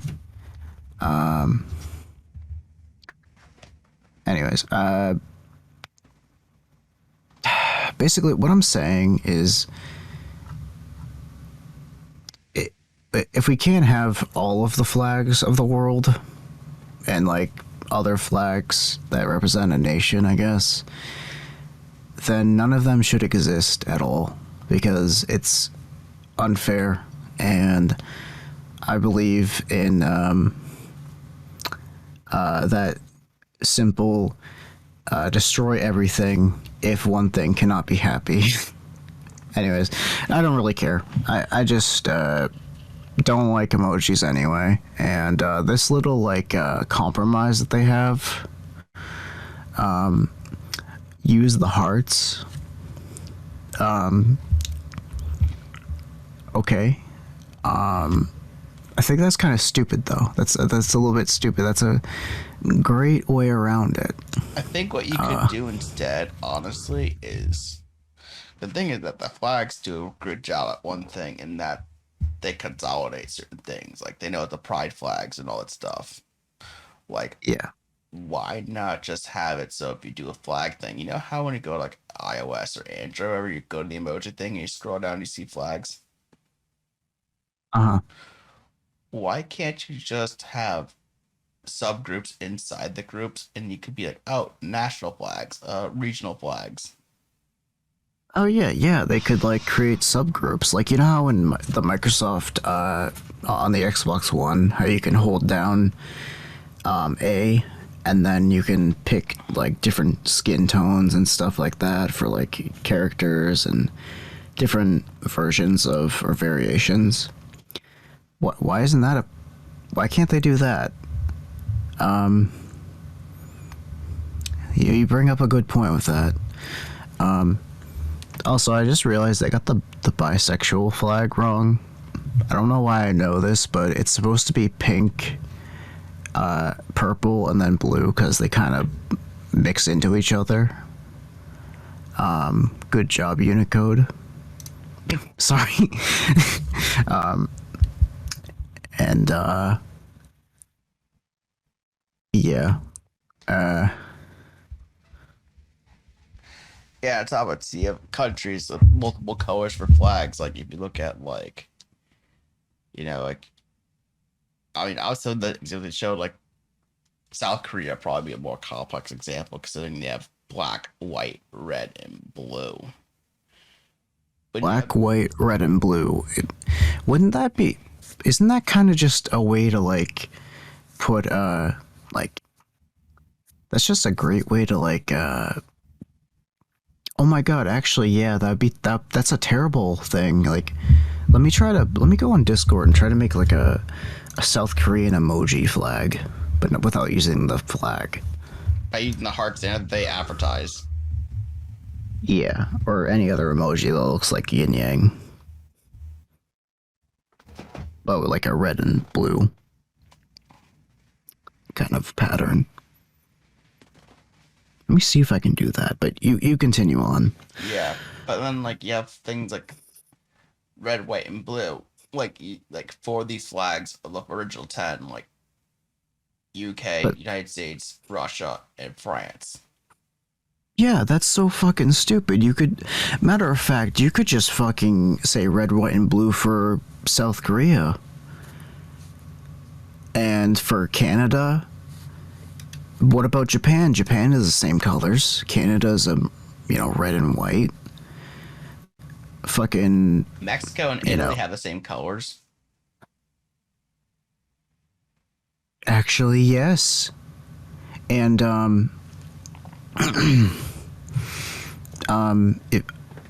what if the hold on one second. What is ES Unicode? What's the third one in the first row? Third one, first row. So China, Germany, Spain. Okay, so the red and yellow one. What?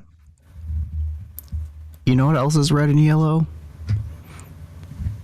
China. Yellow and red. The yellow star and the red flag. But Spain looks distinctively different. But I could go and say, Spain, pride, I guess, or something. And I'd look like, I don't know, like, fuck, some people could even, like, make fun of me and say, McDonald's or something. Well, now I think about it. You know what other country that no longer exists has a red and yellow flag? Yeah, I know, the Soviet Union. Yeah, which a lot of people just use that in place of another country that exists. Yeah. Because the country that currently exists and not that other one is acting in a similar manner right now, trying to invade another country. Mm-hmm. But I don't know. Flags should just country flags just I feel like shouldn't exist, you know? Like not in a like mean way, but honestly, I fucking despise the idea of exclusion like that, you know?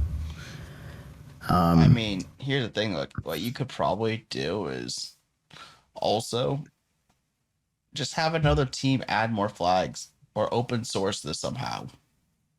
Yeah, open source it. Fucking find a way to have people who are competent at it, you know, take your job, I guess.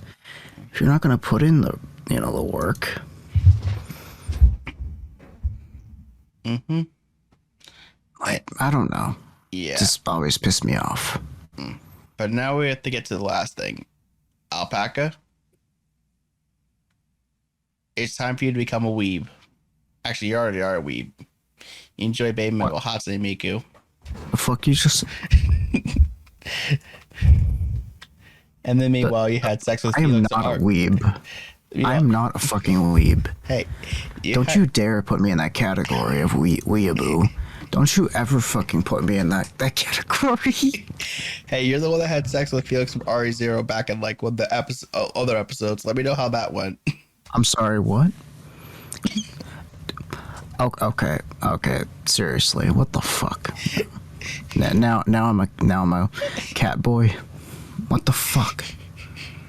What is this bullshit? Fuck. Anyways, anyways, ad-supported viewing. So, is this free? Ad-supported free viewing option. Yes! I mean, actually, no, damn it. I fucking hate my life. So for the spring 2020 season and future season releases, Crunchyroll update are offering on simulcast titles by subscription tier. To view new and continuing simulcasts, a premium monthly or annual subscription will be required. So there are going to no longer be any free options for that. What are these names? A couple of cuckoos? Trapped in a dating sim. The world of otome games is tough for mobs. What is this? Is this a fucking Minecraft, like, anime? The greatest demon lords are born as a typical nobody. That's just the plot to Samurai Jack. Anyways, with the exception below, you'll no longer be offering simulcast episodes 1 week after release as an ad-supported free viewing option. For continuing series, ad-supported viewing on any new episodes will not be available in line with the spring season. However, previous episodes are still available for all user types. Due to our new seasonal simulcasts, we'll be offering initial episodes of select titles as part of a seasonal sampler for free viewing for limited time, and the list was something that Alpaca mentioned. Shikimori is not just a cutie. Who the fuck is Shikimori? Hey, this is anime. Both of us are not familiar with this. Actually, I mean, you know, I thought Dragon Ball Z was weird, and that's really mainstream, so... Yeah, anime can be very taboo.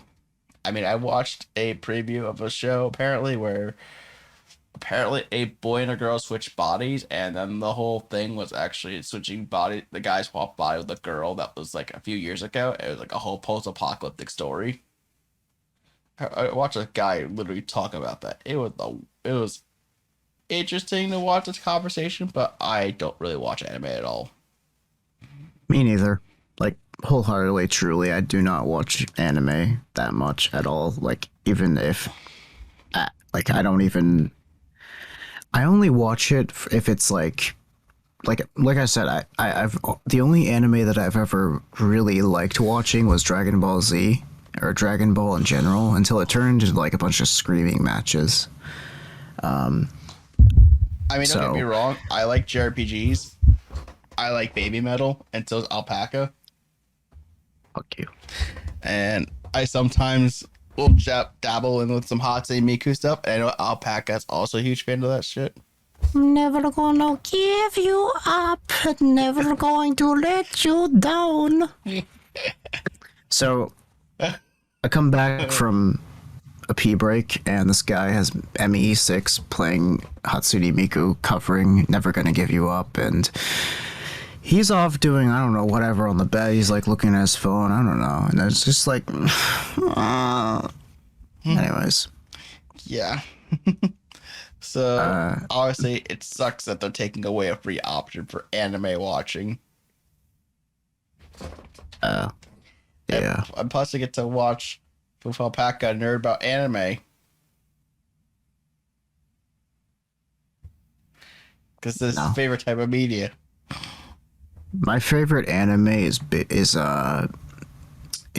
Sonic the Hedgehog.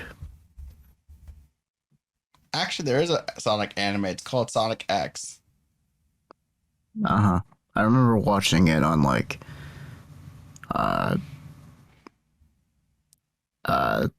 what was it called? 4Kids? Toonami. Oh no, yeah, I think 4Kids actually. Or it could have been on Toonami, but anyways, screw you. I think that'll be it for today. So our comment of the day is none because, of course, we don't get comments on the show. But one comment I can make is that Sonic the Hedgehog 2 movie was great. You know, it's one of those movies where you gotta stand up and clap, you know, as Sonic is flossing. But in this case, it's Eggman flossing. So you gotta be like, that Jim Carrey cinematic masterpiece. You start clapping, and then the guards came in and tranquilized me. I didn't see the rest of the movie, but it was a cinematic masterpiece. Jim Carrey flossing. I swear. Spoilers, sorry. I swear to God, if that was real. Imagine Hydrowave flossing. Don't you dare. You fucking cocksucker.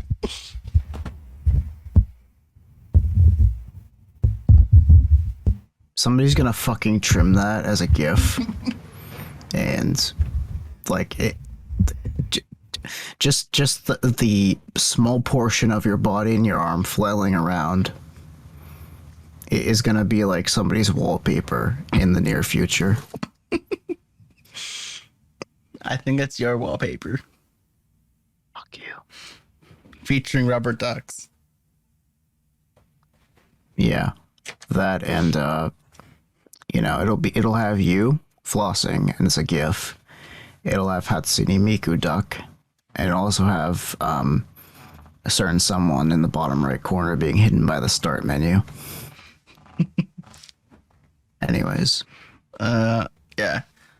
This is not going to be any leaders of scummy corporations in it. Yeah. But anyways, that'll be it for today. So guys, if you liked what you've seen today, make sure you like, comment, subscribe, all that good stuff. Make sure you follow us or subscribe to any of our locations, link to which is all down below. Check us out. Like the link tree. Yeah, of course. Check out, the Hydrowave99 subreddit, and especially the GAHCast Discord, where you too can post rubber duck memes, and Alpaca will surely enjoy it. I will not. Or alpacas. I know he likes those too. Hello. Anyways, I'm Hydrowave99. And I'm FluufAlpaca. And we'll see you all next time. Bye, everyone. Poppycock. Just kidding. Fucking